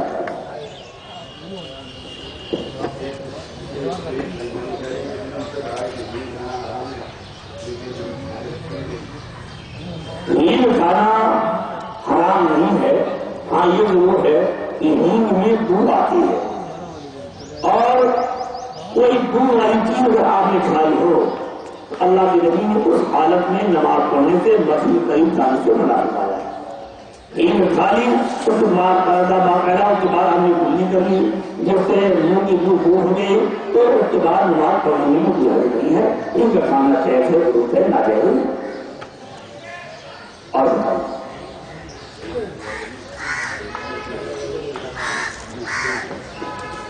السلام علیکم ورحمۃ اللہ وبرکاتہ.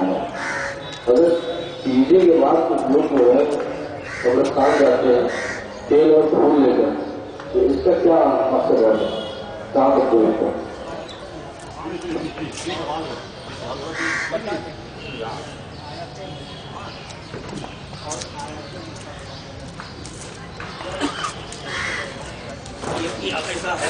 یہاں عوام ہے عوام کی مضمون کی عوام آیات مشابہات مقطعات کی ضرورت نہیں ہے. آپ سمجھ گیا آپ یہ چاہیے کہ کتابوں کے جواب یا لیکن جواب پہنچاتے ہیں ان کو کوئی ضرورت نہیں. ہم سے آپ کو لیجیے گا کہ پڑھنے سے کوئی ضرورت نہیں ہے. وہ تشابہات جو صاف صاف محکمات وہ صحیح ہے نہیں کافی.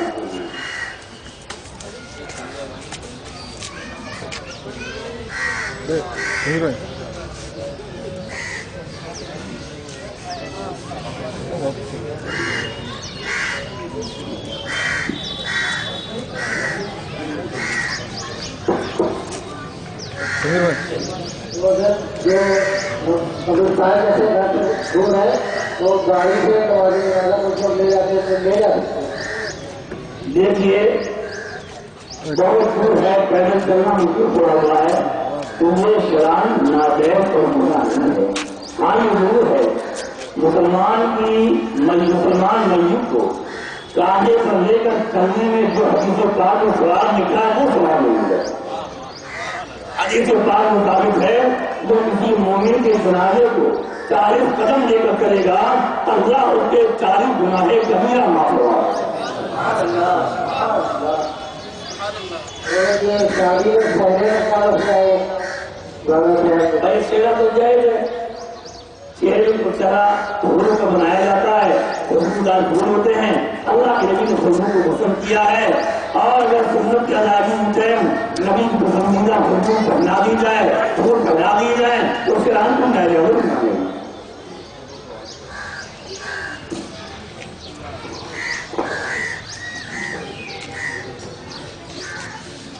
مجھے کانپور کے لوگوں کو ڈر لگ رہا ہے، پتا نہیں کون سی حدیث سے سوال کر رہا ہے۔ اب سوال یہ ہے کہ حضرت کیا اسلام میں کوئی قاضی ہوتا ہے، کیا قاضیہ نہیں ہو سکتی ہے؟ کوئی عورت جو قاضی بن سکتی ہے؟ ابھی راجستھان میں بھی بنی ہے نا۔ مجھے ایک صاحب نے بتایا، میں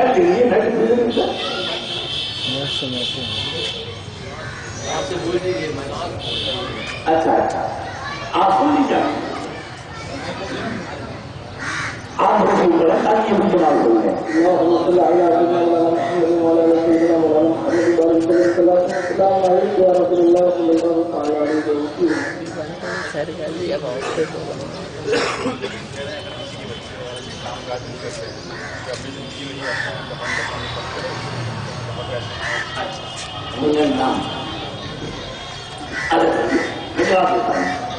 ایک سوال یہ ہے کہ عورت کو کیا قاضیہ بنایا، ابھی اخبارات میں آیا ہے، مجھے بتایا ہمارے مدرسے نے کہ راجستھان میں کہیں یہ عورت قاضی شہر بنی، اور ایک مولانا صاحب نے اعتراض کیا، وہ مولانا صاحب جانے کو تیار ہوئے۔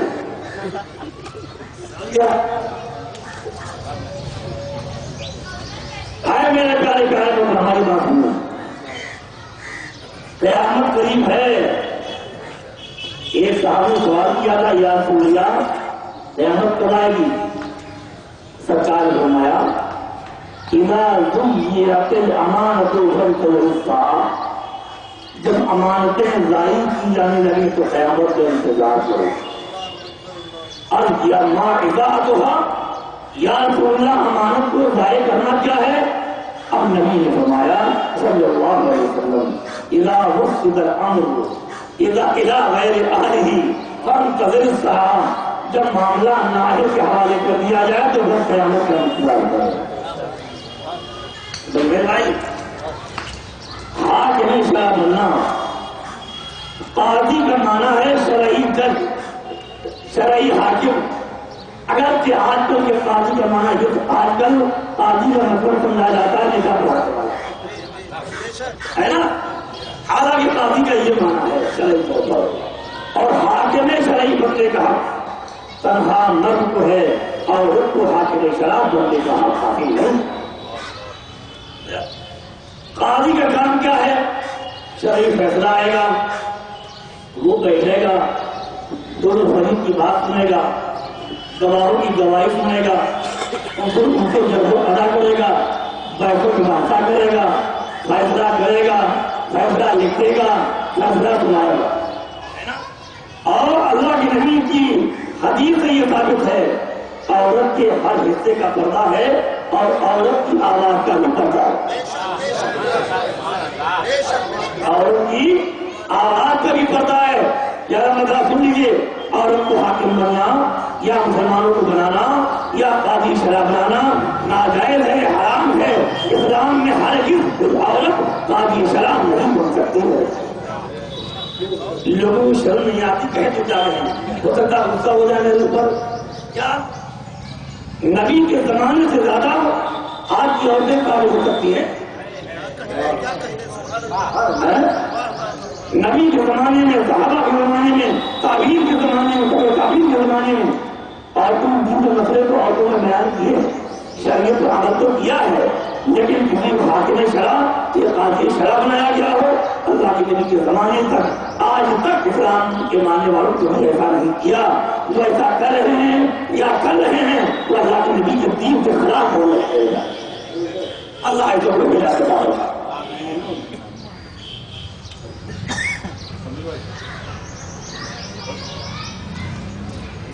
ہاں، ہماری پیاری بھائی نے سوال کیا ہے، ایک انسان ہے ان کے بچے بھوک کرتے نہیں ہیں، تو اسے یہ خطرہ ہے پتہ نہیں میرے مرنے کے بعد میرا کفن یہ بچے لائیں گے نہیں لائیں گے، یا چندہ کر کے میرا کفن کیا جائے گا.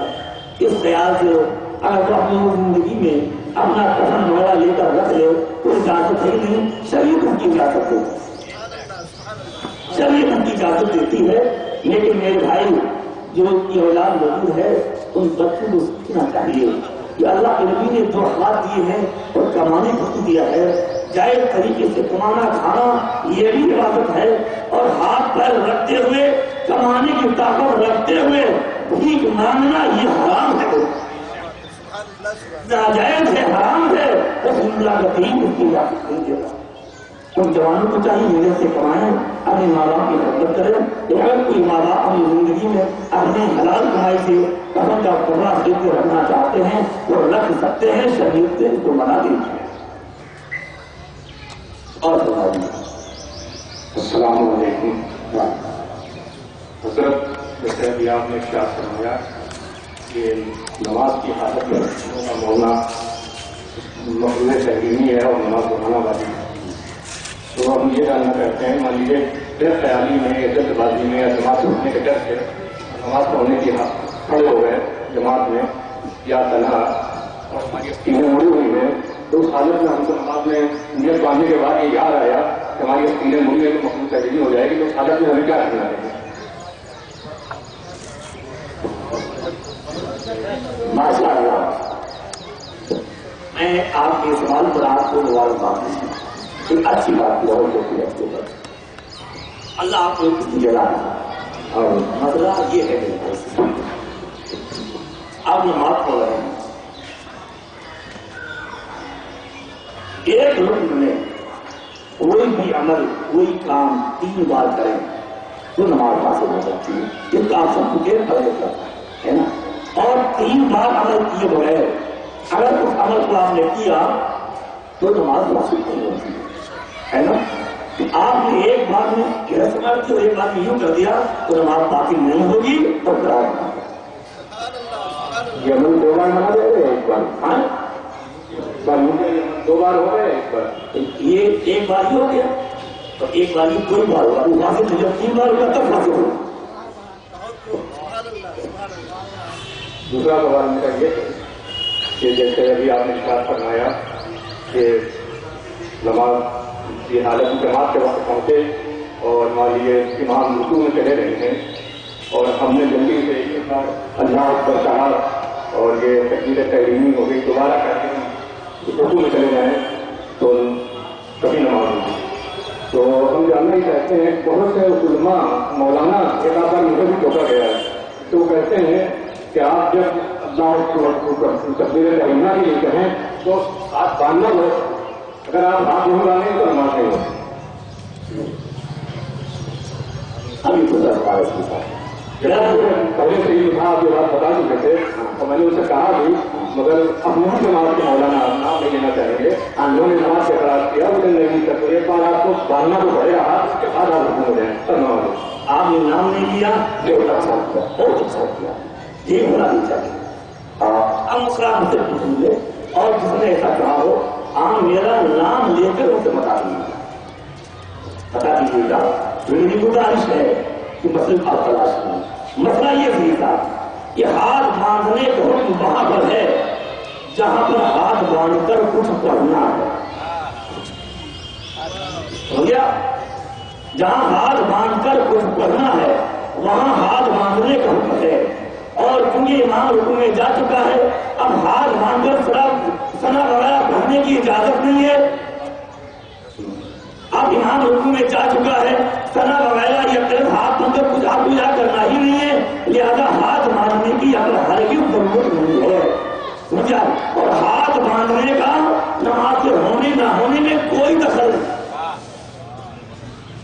ہم کہہ رہے کچھ اچھا بلا تھا اور ہاتھ نہیں باندھا تب نماز ہو جائے گی اور سنت کی خلاف ہوگا. سمجھیے آپ نے. اور میں ایک بات بتاؤں اعلیٰ حضرت علیہ رحمۃ اللہ سے نماز جنازہ کے بارے میں سوال کیا گیا.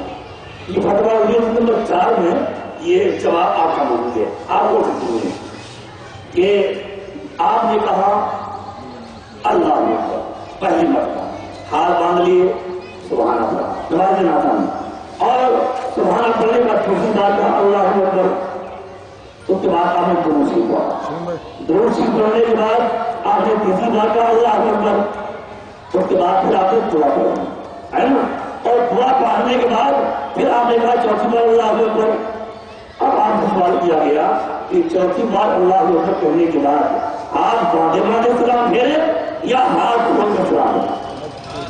اب جواب سنیے، فرماتے ہیں کہ ہاتھ باندھنے کا وہاں حکم ہے جہاں ہاتھ باندھ کر کچھ پڑھنا ہو۔ اب چوتھی تکبیر کے بعد اب ہاتھ باندھ کر کچھ پڑھنا نہیں ہے، لہذا ہاتھ چھوڑ کر سلام پھیرنا چاہیے۔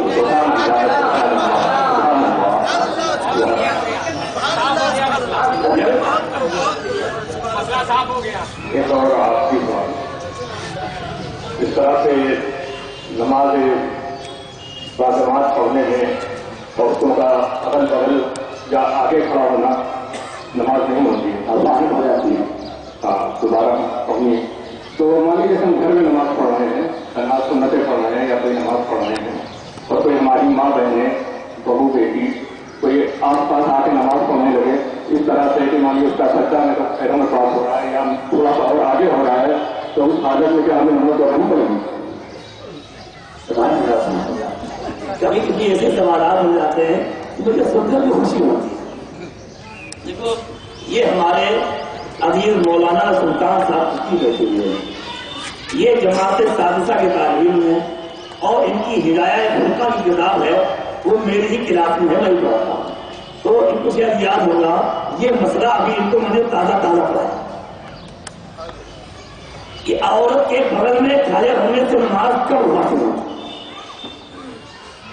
یہ مسئلہ سمجھتے ہوئے ایسا نہیں ہے کہ آپ نماز پڑھ رہے ہو اب بغل میں کوئی آگے کھڑے ہو جائے تو نماز چلی جائے، ایسا نہیں ہے۔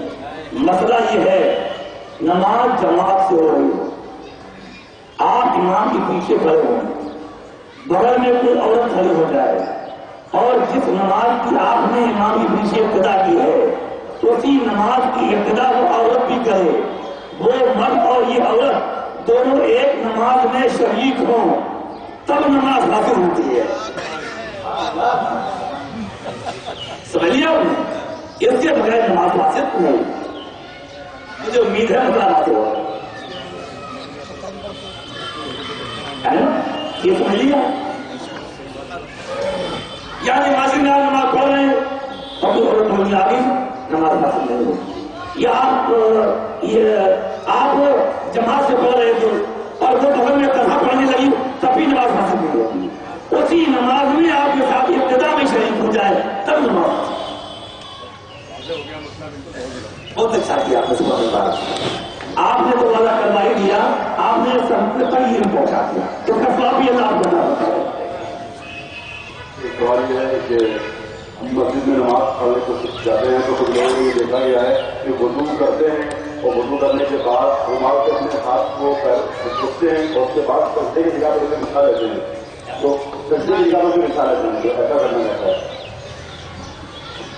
دیکھیے اگر وہ حالت نماز میں رومال سجدے کی جگہ اس لیے بچھاتے ہیں جو تاکہ کچھ ہوتی ہے کہ رومال ہماری پیشانی میں نہ لگنے پائے تو یہ بارگاہ الہی کے آداب کے خلاف ہے، ایسا نہیں کرنا چاہیے۔ اور یوں ہی بچھا دیا کوئی مقصد نہ تھا کہ یہاں بچھا لیتے ہیں تو ارے سبحانہ ہے تو کوئی سجدے کی جگہ سننا ہے۔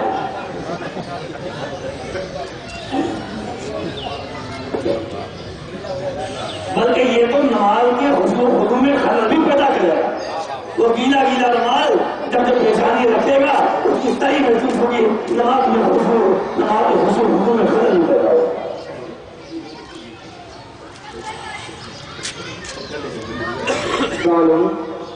مسجدہ یہ مدعا تھا کہ نماز کھڑی ہو گئی اور نیت باندھ ہوئی رکوع میں چلے گئے کا، تو ہم رکوع سے شامل ہوئے تو کوئی وہ رکعت ہوئی ہے نہیں، کہاں پر میری رکعت نہیں چھوڑ جائے گی، اس کی شامل ہو گئی، یہ بولنا تھا۔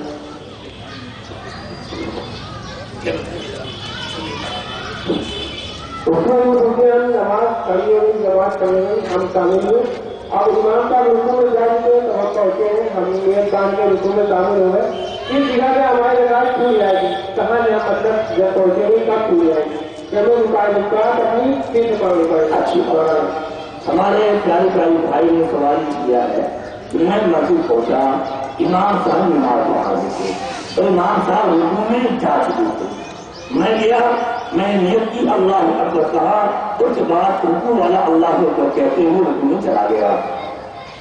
तो कितनी मिकदार पा लेने से रकात गिर जाएगी और कितनी मिकदार ना पाने से रकात नहीं मिलेगी, ये हमारे भाई ने सवाल किया। मसला ये है कि आप रुकू में चले गए, अगर आप इमाम के साथ रुकू में एक बार सुभान अल्लाह कहने की मिकदार शामिल हो गए, इतनी देर इमाम के साथ आप शामिल हो गए कि जितनी देर में एक बार सुभान अल्लाह कह सकते हैं तो आपको रुकू मिल गया, रकात नहीं। और आप झुक रहे थे, वो खड़ा हो रहा था, तो फिर आपको रकात नहीं हुई, वो रकात सलाम करने के बाद आपको दोबारा पढ़ा। जब इमाम सलाम पढ़े थे तो रकात दोबारा खड़े हो गए।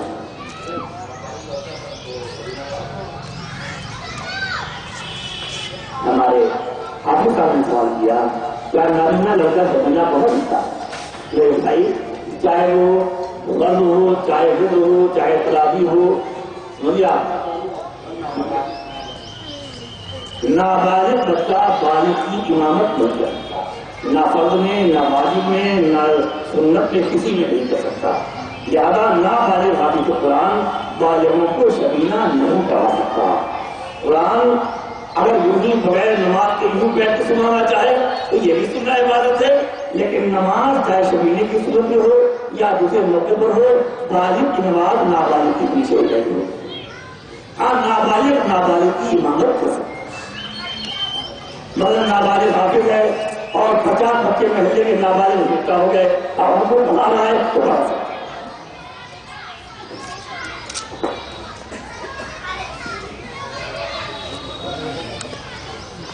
अरे मेरे भाई मसला बहुत बार हो चुका है, ये 16 सदियों के रोजे रखना चाहिए या नहीं, तो औरतें रखने लगी है ना, तो मैंने उनसे मेरे भाई दुनिया में खाली 16 सैयद नहीं है, लाखों सैयद है ना, लाखों सैयद है, 16 सैयद रोजा रखती है।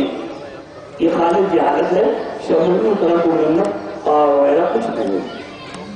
और बताइए वो सवाल है कि अगर जुमे की नमाज में इतनी देर हो गई कि खुतबा भी निकल गया और अकामत के वक्त पहुंचा, तो क्या उसकी जुमे की नमाज हो गई?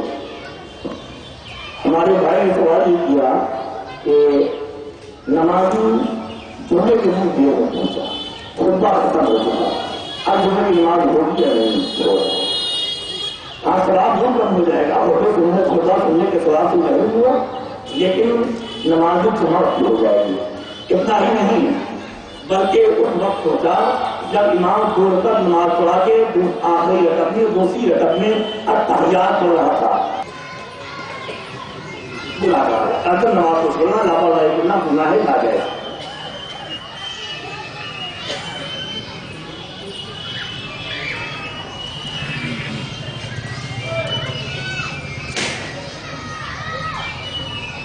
सवाल ये है,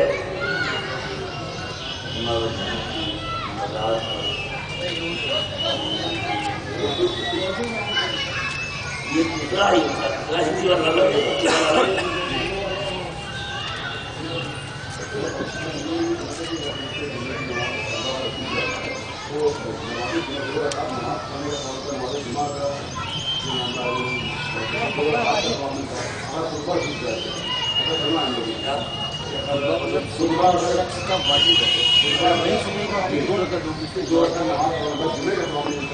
नहीं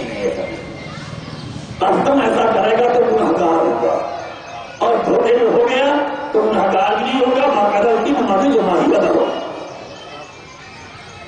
हाँ, ये सभी रूल है हदीस पाक में, जब जुमे के इसमें हदीस लगी है, याद हो या ना हो, या हमने कहीं दूसरी जगह सुनाई हो कि जुमे के दिन एक फरिश्ता मस्जिद के दरवाजे पर एक दफ्तर लेके खड़ा हो जाता और जो जाता जाता फरिश्ता उसकी तरतीब से उसका नाम लिखा जाता, और जब मिंबर पर खुतबा देने के लिए इमाम बैठता है تو وہ رشتہ بھی اپنے دفتر کو لپیٹ کر خطبہ سننے کے لیے بیٹھے. یہ ضرور یہ سوال اس طرح کے ہو گئے ہیں. اور بہرحال میری گزارش کی آپ سے یہ وہی سوال کیا کرے جو سب کی بھائی بہن. اگر کوئی لاوارث لاش مل جائے تو کیا ہے؟ اور بھی کیا سکتا ہے اور کچھ ہے اور ایک لاوارث لاش ملی جب تو لگا پہلے ہوئے اور پہچان نہیں پا رہا تو مسلمان کیا کھاتے ہیں تو کیا کریں؟ ہمارے سلمان یہ چاہ رہے کسی سہولت سے کیونکہ کوئی شناخت مل جائے تو اس کو بنایا جائے ہماری حفاظت ہو جائے یا پھر وہ مسلمانوں کے مہینے میں مسلمانوں کی علاقے میں تو اس کو مسلمانوں کو سمجھا جائے اس لاش کو اٹھا کر اس کو کیا جائے اپنایا جائے ہمارے جنازہ پڑھ کے نہیں کیا جائے. اور اگر نہ کوئی مسلمان کی ضرورت پہچان ہے اور نہ ہی اہل ایمان کے علاقے میں ہے تو پھر اس کے ساتھ مسلمانوں کے ساتھ شروع کرنے کو اس ضرورت سے نہیں. سوال یہ ہے کہ مسجد میں عیدہ ہوا اس کے بعد جو اکٹھا ہوگا ایک میں دھول لوگ قبرستان جاتے ہیں اس کا شرعی حیثیت کیا ہے؟ بعض مقامات پر اپیل آئے ہے وہ تیسرے دن جو پریٹوں میں کو ڈالے میں دے دیتے ہیں پھول اور ارد گلاب وغیرہ اس سے یوں اٹھایا اس میں توبہ اس میں رکھ دیا اس میں توبہ اور اس میں ڈال دیا. دیکھا ہے آپ نے یہ خالص کی حالت ہے. بتائیے اسلام کیسے کیا کرنا نہ کوئی آپ کی تلاوت رہے آج صبح کی ڈال دی تو صبح کے منہ ڈال دیے تو تم نے اس کے اخبار ہوتے اگر پھول آپ خبر پر ڈالے آئے اس کا پھول تصدیق کرتا ہے مجھے کچھ نہیں ملے گا. بلکہ یہ سب جاہلانہ رسم رائے ہو رہی ہیں اس کو ختم کرنے کی بات ہے.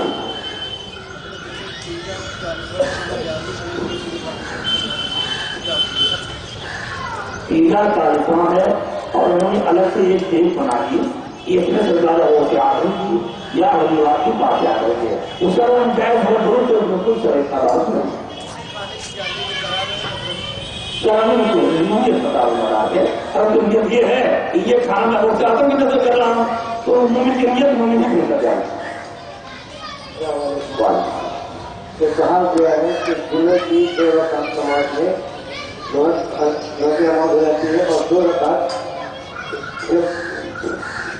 خطبہ ہوتا ہے تو خطبے کی خطبہ سننے کے لیے آج بھی بہت سے اکثر دیکھا گیا ہے کہ جب خطبہ ہوتا ہے تو بہت سے ہاتھ پیر ادھر چلا رہے چل رہے ادھر کر رہے ہیں. تو یہ کہا گیا کہ خطبہ بیٹھ کر سننا چاہیے 2 رکعت اسی کے لیے ہوتی ہے.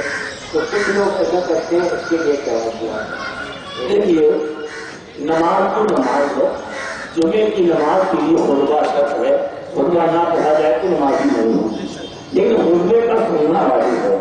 یہاں تک کہ خطبے کی حالت میں اگر آپ اپنی باتیں کر رہا ہے تو باتیں کرنے والے کو منع کرنے کی بھی اجازت ہے.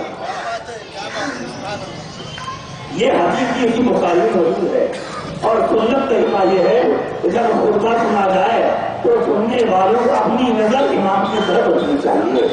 نقل پڑھنا یا جمعے کی سنت پڑھنا یا تلاوت کرنا دروس کی پڑھنا اس کی بھی اجازت نہیں ہے. یہاں تک خطبے کی جو اذان ہوتی ہے اس میں انگوٹھے چومنے کی اجازت نہیں ہے اور خطبے کے اذان والی دعا بھی پڑھنے کی اجازت نہیں ہے. السلام علیکم. ایسا کیوں بتائیے کہ جو آج کل ٹی وی چینل چل رہا ہے جو مزید چینل دکھاتے ہیں اور ہر لوگ دیکھ رہے ہیں اور کو دیکھنا جائز ہے یا نہیں سب سے کچھ سے دینی باتیں آتی ہیں دینی باتیں بھی سکھائی جاتی ہیں.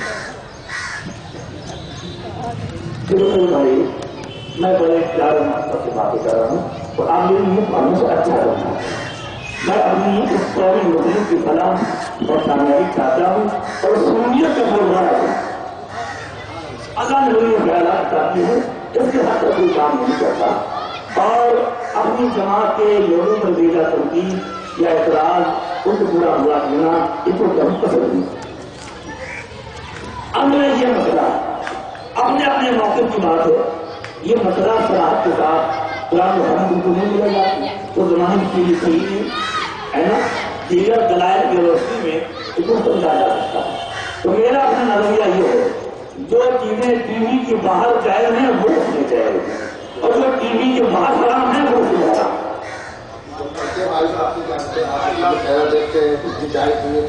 ٹھیک ہے دیکھیے فلم دیکھنا ٹاکی میں بھی حرام ہے اور ٹی وی میں بھی حرام ہے.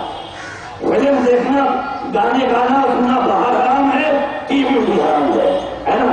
اور علماء کی تقریر سننا باہر بھی جائز ہے تو بھی جائز. جو ٹی وی کے باہر حرام وہ ٹی وی میں حرام, جو ٹی وی کے باہر جائے وہ ٹی وی میں جائے.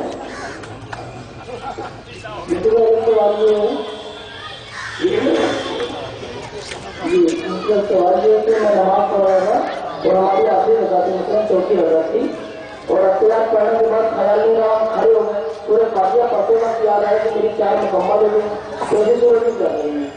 ہمارے حافظ صاحب نے یہ سوال کیا ہے کہ میں 4 رکعت نماز پڑھ رہا تھا, چوتھی رکعت میں بیٹھا اور اتحیات وضو کھڑا ہو گیا اور میرے بھائی کھڑا ہو گیا اور مجھے بھوکا ہوا اس لیے میں نے 5ویں رکعت میں کھڑے ہو کر الحمد کی سنت پڑھ لی. الحمد کی سنت یاد پڑھنے کے بعد مجھے یاد آیا ارے ہماری سال مکمل ہو گئی. تو ہم اشارہ یہ ہے آپ ہم واپس آ جائیں, نماز نہیں کریں, آخر میں سوچا چھوڑ کر کے نماز تو یہاں رکھتے ہیں خدوتی رکعت واجب میں آپ رسول میں کوئی تکلیف نہیں. اور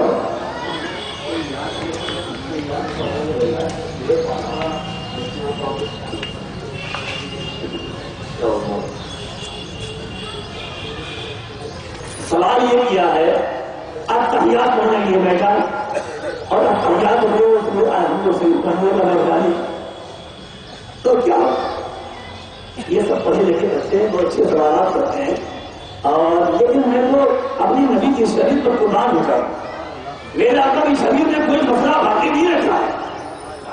یہ سوال کا حل رسول اللہ کے دین نے دینا دیا ہے نا. اگر نہیں معلوم ہے تو ہماری کمی ہوگی, شریعت کی کوئی ضرورت نہیں ہوگی.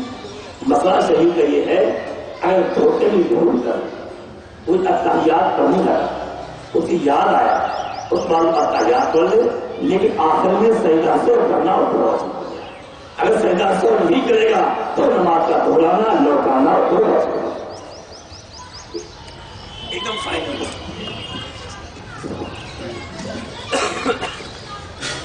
السلام علیکم. اگر کوئی سوال میرے لیے ہے, مسجدوں میں آج کل قرآن کا درد چل رہا ہے, تفصیلات ترجمے کے ساتھ قرآن شریف کا مسجدوں میں درد چل رہا ہے. تو اس میں کچھ ایسے ایسی جو منظور نہیں ہے اور کچھ ایسے منظور ہے اور ان کو معلوم نہیں ہے اور وہ درد دیتے ہیں اور اس میں حضرت وزیر والا میں سے ہم نے عرض کیا کہ وہاں مسجدوں میں پڑھا کے درد چل رہا ہے اور حضرت علی نے فرمایا کہ جو ان کو منظور نہیں ہے اور ان کو نہیں معلوم ہے تو وہ بھی ہلاک ہو جائیں گے, جو درد دے رہے اور اس میں وہ بھی ہلاک ہو جائیں گے. اس کے بارے میں آپ حل فرما دیجیے. کیا بتائیے آپ بیان دے رہے ہیں. قرآن کریم کی کچھ آیتیں وہ ہیں جو منسوخ تلاوت ہیں اور منسوخ کی بھی دو چیزیں ہیں. بعض جو آیتیں ہیں جن کا حکم بھی منسوخ ہے اور تلاوت بھی منسوخ ہے, اور بعض آیتیں وہ ہیں جن کی تلاوت منسوخ نہیں ہے حکم منسوخ ہے. جن آیات کا حکم منسوخ ہو چکا ہے بہرحال قرآن کا درس دینے والوں کو اس کی سبق ہونا چاہیے. اس لیے اور جو اردو ترجمے تفسیر چل رہی ہے تو الحمدللہ اکثر ہمارے علماء نے لکھ دیا ہے کہ یہ آیت منسوخ ہے, یہ آیت منسوخ ہے. اگر وہ باقاعدہ ہو تو پڑھ کے سنا دیتے ہیں یہ آیت منسوخ ہو چکی ہے تو کوئی حرج نہیں ہے, اور ورنہ اس کے بغیر درس دینا نہیں چاہیے تاکہ ان سے غلطی نہ ہو. خطبے میں لوگ جو ہے 2 گھر میں بیٹھ کے اور ہاتھ باندھنے سے اور نیچے دیکھتے. تو میں نے ابھی بتایا کہ نیچے بیٹھ کر دیکھنا, ہاتھ باندھ کے بیٹھنا یہ خلاف سنت ہے. سنت کہتا یہ ہے کہ جب ممبر پر امام خطبہ دینے کی کھڑی ہو جائے, کھڑا ہو جائے تو سننے والوں کی نظر امام کے چہرے کی جانب ہونا چاہیے. اسی بخاری میں صراحت کے ساتھ یہ مسئلہ ہوتا ہے. اگر یہ تو پہلی منزل پہ اگر کوئی انسان جنہوں نے اوپر بیٹھا ہوا دوسری منزل پہ امام کو دیکھنے کا تو الگ سے بیٹھ کے سنتا ہے. جہاں تک نظر کرنا ممکن ہے تو ڈالے, اور نظر ممکن نہیں تو الگ سے بیٹھ کر سنیں. ایک سوال یہ ہے کہ ایک تندرست آدمی موٹے آدمی ہے تو وہ نماز پڑھتے ہیں تو تو نماز پڑھنے میں جب وہ سجدے سے اٹھتے ہیں تو یا رسول اللہ ایسی نماز میں ہو جاتا ہے تو وہ کہنا کہ ایسا کرنے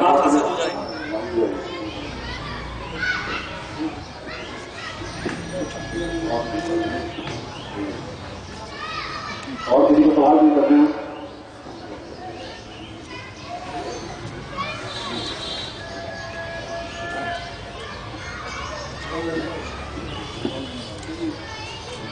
گیارہ بجا اگر کچھ جو ضروری سوالات ہیں تو کر لیجیے ورنہ ایک مہینے بعد پھر ہماری آپ ملاقات ہے. دیکھو میرے بھائی ایک تو بات میں آ چکے ہیں یہ فیصلے کا زمانہ ہے. ایک جماعت نے جنم لیا ہے جس جماعت کو آج جو اپنے آپ کو یہ حدیث دیتی ہے نا میں مقلدین اے میرے پیارے نوجوانوں یہ اللہ کے نبی کے دین کے دشمن یہ رسول اللہ کے دین کے دشمن ہیں. یہ میاں ہائی اسکول انٹر یہ ایم اے کر لیا یہ علماء پر فکر کر رہے ہیں.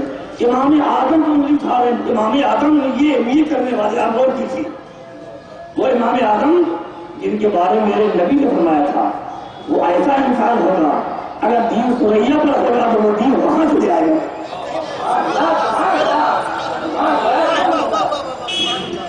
یہ ہم نے 40 سال عشاء کے وضو سے فجر کی نماز کا کئی صحابہ سے جن کی ڈائریکٹ ملاقات ہے یہ لڑکے اتنے سے انٹرویو کر کے امام اعظم کو انصاف کرائے.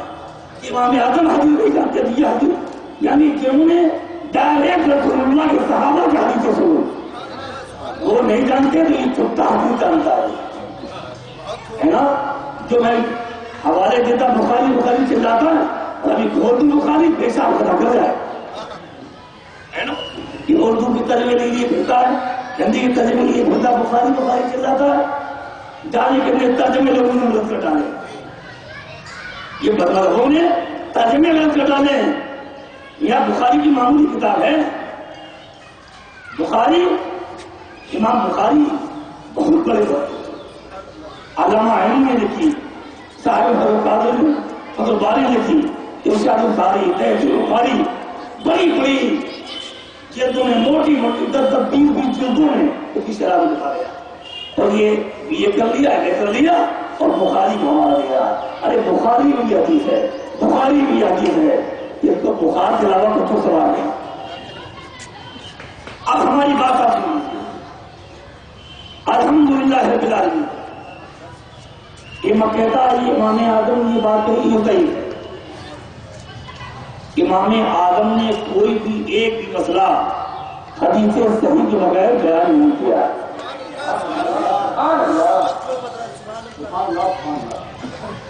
امام اعظم فرماتے ہیں اذا صح الحدیث فهو مذهب جب کوئی حدیث صحیح ہمارے سامنے آ جائے تو وہی ہمارا مذہب ہے. درجے کے رہی تمام سے اذا صح الحدیث فهو مذهبی. میں ایک حدیث سناؤں آپ کی اجازت ہے جواب امام اعظم کے بارے میں کچھ لوگوں نے یہ مشہور کر دیا آپ کے زمانے میں کچھ نہیں ہے. امام اعظم الیاس ہے حدیث پر من نہیں کرتے اور پیار پر من کرتے.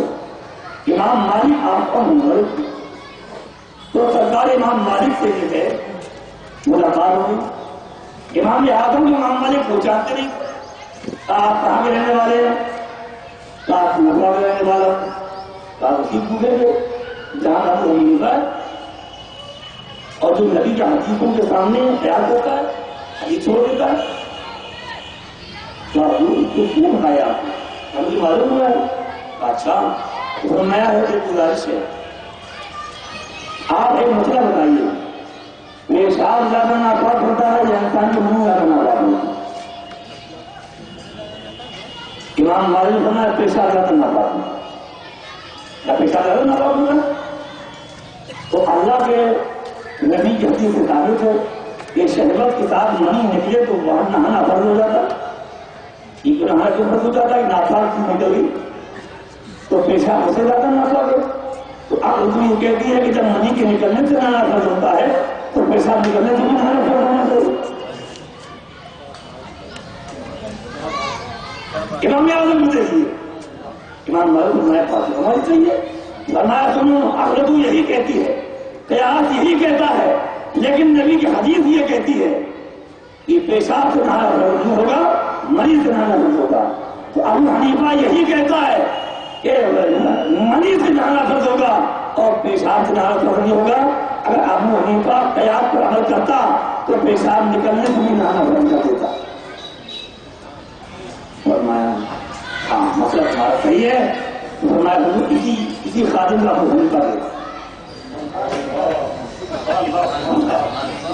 خادم کا ابو حنیفہ کہتے ہیں امام مالک رضی اللہ عنہ نے لپک کر امام آدم کی پیشانی چھوڑ دے۔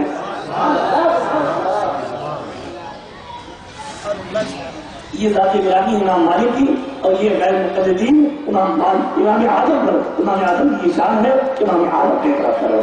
میرے بھائی کہتے ہیں کسی کی تقلید نہیں کرنا چاہیے۔ اچھا تقلید کا ثبوت قرآن سے ہے، تقلید کا ثبوت قرآن سے ہے۔ اچھا تقلید نہیں کرنا چاہیے، یہ قابل قانون ہے۔ ان کا پیشوا جانتا ابن قیم، ابن تیمیہ، نبی حسین دہلوی، اسماعیل بخاری، یہ ان کے پیشوا ہیں۔ انہوں نے لکھا کہ تقلید نہیں کرنا چاہیے، یہ بھی کہیں کہ تقلید نہیں کرنا چاہیے، تو تقلید نہ کرنے میں بھی تو آپ ان کی تقلید کر رہے ہیں۔ تو تقلید نہ کرنے میں آپ ان کی تقلید کر رہے ہیں، تو تقلید جائز نہیں ہے۔ یہ کہنے میں تقلید کی جا سکتی ہے اور تقلید جائز ہے، اس میں تقلید نہیں کی جا سکتی۔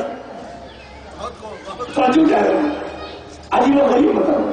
میں نے کل رات میں چار دن میں کہا یہ چھٹے کا کہتے ہیں، کہتے ہیں ٹوپی لگانے کے پہلے کوئی لوگ دیکھیے میرے بھائی، ٹوپی لگانے کے لوگ ادب سے ہوتے ہیں، بڑے بڑے بھی ادب لوگ جب بلو بنا کے چلتے ہیں تو سب پر ٹوپی لگا دیتے ہیں، کیا خیال کرتے ہیں تو خدا کے دربار میں جا رہے ہیں، وہ بڑے ادب کی جگہ ہے نا۔ ہر انسان ٹوپی لگانے میں ادب سمجھتا ہے، اور یہ بے ادب جماعت میں نے اپنی آنکھوں سے دیکھا۔ حرم شریف میں مکہ شریف میں ٹوپی لگایا باہر سے چلا رہا ہے، نماز میں کھڑا ہوا ٹوپی اتاری ایسے ڈال دی اور آپ نے یہ سب کھڑا ہو گیا۔ اگر نماز میں ٹوپی نہ جائے تھی تو باہر لگانا کہاں سے جائے ہوگی، ہے نا؟ وہاں بھی نہ جائے ملنا چاہیے تھا۔ لیکن میں نے کل تعلیم کی بات کہی تھی، آپ سن لیں اور شہر نام لوگوں سنا دیں۔ میں چیلنج کرتا ہوں، محمود سنگھ کے غلام یہ چیلنج کر رہا ہے، مجھے کوئی غیر مقلد دکھا دے کہ رسول اللہ نے پوری زندگی میں کبھی ننگے سر رہا ہوا دکھائے گا۔ مسجد نبی میں، مسجد حرام میں، اپنے گھر میں، حجرہ عائشہ میں رسول اللہ کبھی ننگے سر نہ پڑھتے ہو؟ نماز کو چھوڑو، میں نے پڑھا یہ ہے کہ جب رسول اللہ اپنے حجرے باہر نکلتے تھے، باہر چلتے تھے، امامہ سر کے سر، ٹوپی اور امامہ سرکار کے سر پر، چادر نبی کے کاندھے پر، عصا نبی کے ہاتھ میں، رسول اللہ اس شان سے باہر تشریف لاتے تھے۔ تو میرے بھائی بہرحال تعلیم کرنا قرآن سے ثابت ہے، ٹوپی لگانا یہ نبی حدیث سے ثابت ہے، دین کا انقلاب لینے سے تین ہی پڑتی ہے۔ یہ تو لوگوں کو بیرون بنا رہے ہیں، اس کے لیے آسانی دکھاؤ بتاؤ ہم سے، اور اس سے مجھے انقلاب دیا ہے۔ اب سویا یا کھاتے میں بڑا مسئلہ خراب ہو گیا، میں بیوی جا رہی حوالہ کرنا پڑے گا، تو اب غیر مقلد بتایا کیوں پریشان ہو، حدیث میں ہے تو اس کے بعد یہ بڑھیا نہیں ہو، پھر ہمارا مطلب حل ہو رہا ہے، یہ نہیں سوچ رہا ہے یہاں کا مطلب حل ہو رہا ہے اور قبر آنکھوں کا مطلب خراب ہو رہا ہے۔ ساری زندگی زنا ہوگا، حرام کاری ہوگی، بدکاری ہوگی، اللہ کا غضب نازل ہوگا۔ بہرحال غیر مقلدین جن مسئلوں پر عمل کر رہے ہیں یہ قرآن کے خلاف ہے اور رسول اللہ کے حدیثوں کے خلاف ہے۔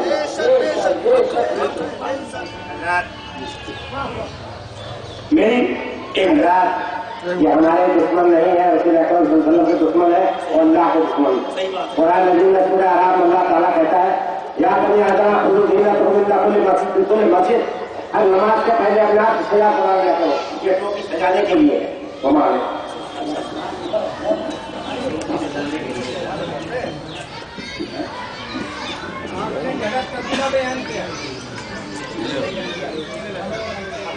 بني آدم خذوا زينتكم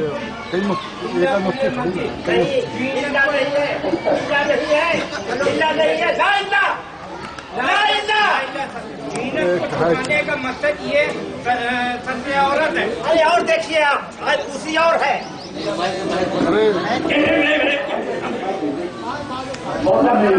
یا بنی آدم اور میرے بھائی میری آپ سے گزارش ہے آپ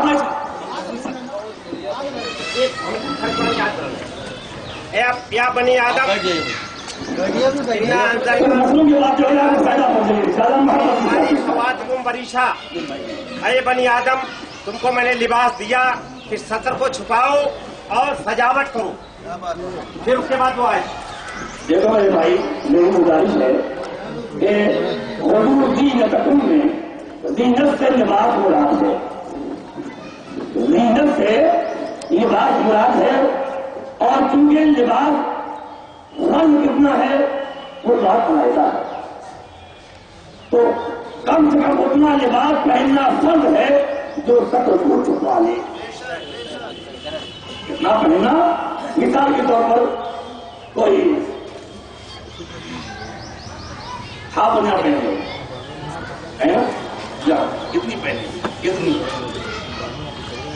اور ناچ ہو رہا ہے یا خالی تولیہ باندھے گھٹنے کا اور ناچ ہو رہا ہے ان سے پوچھیے سب چھوٹنے کی نہیں چھوٹی آپ اجازت دیں گے جب ہو رہا ہے تولیہ باندھ رہا بڑھا دو ننگے لگے بنا بنا بھرو دھوکہ بھی پہنو. میں بتا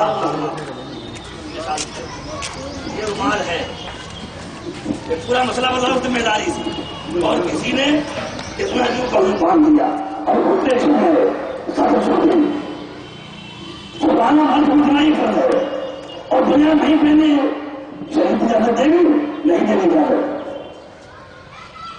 چلیے اجازت نہیں دے گی بلکہ فرمایا گیا جب اللہ کے دربار میں پہنچو تو دنیاوی بادشاہوں کے دربار سے زیادہ ادب کرو.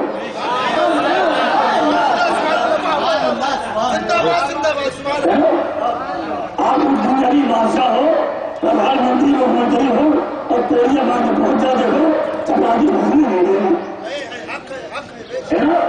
جب دنیاوی بادشاہوں کے دربار کا یہ ادب ہے تو خدا تو حاکم کا حاکم ہے مالک کا مالک ہے اور کی بارگاہ میں ہر طرح ادب کرنا چاہیے.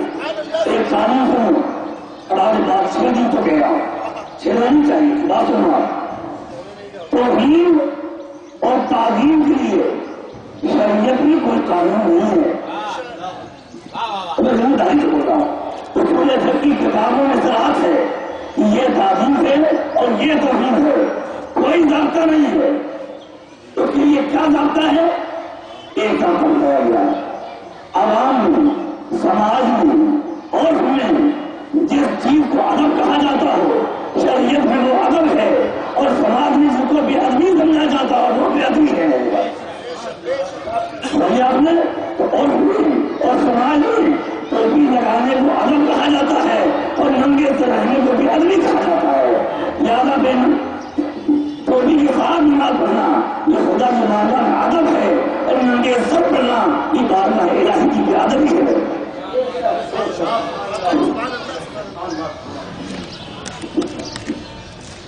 امید ہے آپ سمجھو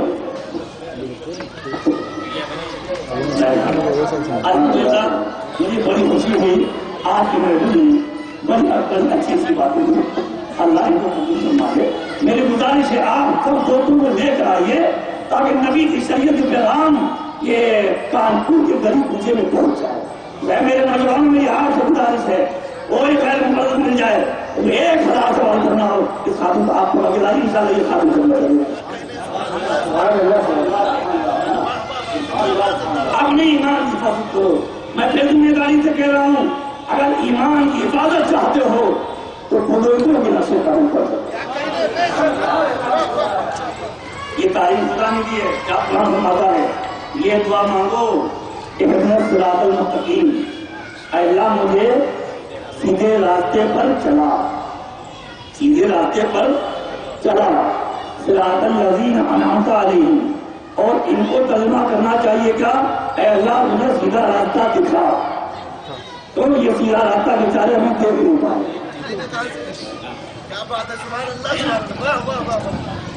اس لیے اعلیٰ حضرت کا ترجمہ اسی میں ہوگا. سیدھے راستے پر چلا تو الحمدللہ ہم لوگ سیدھا راستہ دیکھ چکے ہیں. اچھا صراط الذین انعمت علیہم، ان کا راستہ جن پر تم نے انعام فرمایا.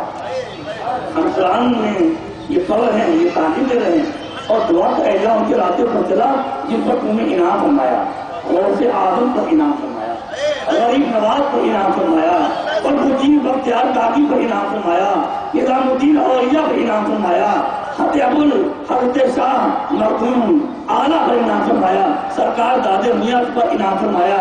اور جن پر یہ انعام فرمایا یہ سب تقلید کرنے والے تھے. 20 رکعت تراویح پڑھنے والے تھے، نبی کے نام پر انگوٹھا چومنے والے تھے، حیا علی صلاح پر کھڑا ہونے والے تھے، مزارات پر فاتحہ پڑھنے والے تھے، اولیاء سے مدد مانگنے والے تھے. انعام پانے والوں کا راستہ یہی ہے کہ اگر خدا کے انعام چاہتے ہو تو انہیں کے راستے پر قائم ہو جاؤ، خدا کا انعام تمہیں مل جائے. غریب نواز غوث اعظم بے پاک ان اولیاء اللہ میں کوئی غیر مقلد نہیں ہوتا، کوئی یا رسول اللہ کو ناجائز نہیں کہتا، کوئی آگ کا تراویح نہیں پڑھتا تھا. یہ جو امام بخاری ہے نا، کوئی مجھے دکھا دے، میں 1 لاکھ کا انتظام دوں گا امام بخاری نے زندگی میں کبھی 8 کا نماز پڑھی. دکھا دے مجھے، یہ بخاری سے لاتے ہوتے نہیں جاتے. ایک حدیث مجھے بخاری میں دکھا دے کہ امام بخاری کو چھوڑیے، کہیں دکھا دے کہ امام بخاری نے خود کبھی 8 کا تراویح پڑھی، کبھی دکھا دے. بلکہ امام بخاری کے حالات جو فتح الباری کے مقدمے عربی میں لکھے ہوئے ہیں، باقاعدہ اسے ثابت ہوتا ہے کہ امام بخاری بھی 20 کا تراویح پڑھا کرتے تھے. یہ تو پیسے بانٹے جا رہے ہیں نوجوانوں کو، اپنا کام کروایا جا رہا ہے. ایک کام کی جوان مسلمانوں، میری گزارش ہے اپنے بزرگوں کے نقش قدم پر چلو. غریب نواز کا دامن تھامے رہو، غوث اعظم کو تھامے رہو، اعلیٰ حضرت کی تعلیمات تھامے رہو، حافظ بخاری کے ارشادات تھامے رہو. اللہ کے ہر بھلی قدر کرو، چاہے وہ مہاراجہ شریف ہو، بریلی شریف ہو، کچوجا شریف ہو، ہمن شریف ہو، تمام اولیاء کرام کا احترام کرو، ان کے نقش قدم پر چلتے رہو، انشاءاللہ ایمان سلامت رہے. اللہ ہم سب کو نیک لوگوں کی راہ پر چلنے کے قبول بتا. بڑے ارشاد بھائی بابا سے مشہور ہے جو حضرت کے تمام پروگراموں کی ان کے پاس سیڈی موجود ہے، کانفرنس کی ڈیٹیل وغیرہ کی. مجھے نظر کو بھی سیڈی لے لو، پروگرام کے بعد ان شاء اللہ اس سے ارشاد بھائی سے حاصل کرو. ہوا یہ ہے کہ انہوں نے میرے خاطر بڑی محنت کی. میرے شاہ بھائی نے میرے جہاں جہاں مجھے کے سوالات اور درس حدیث سوالات الگ کر دیے، درس الگ کر دیے اور سب الگ میٹنگ تیار کر دیا تاکہ قوم کو فائدہ پہنچاتا رہے. ہم سب کے لیے دعا کرتے ہیں اللہ ہم سب کو ایک بنا دے، ایک بنا دے اور رسول اللہ کے دین کا کام کرنے کی اور قومیت کے پرچم کو لہرانے کے اللہ ہمیں آپ کو توفیق عطا فرمائے. یہ کتاب ہے درس حدیث شریف جس میں تقریباً 7 بخاری کے حدیث باب ہے اور 71 سوالوں کا حوالے کے ساتھ جواب ہے. یہ موجود ہے، اگر آپ پڑھیں گے انشاءاللہ آپ کو بہت فائدہ پہنچے گا. آئیے کل ہوتا ہے.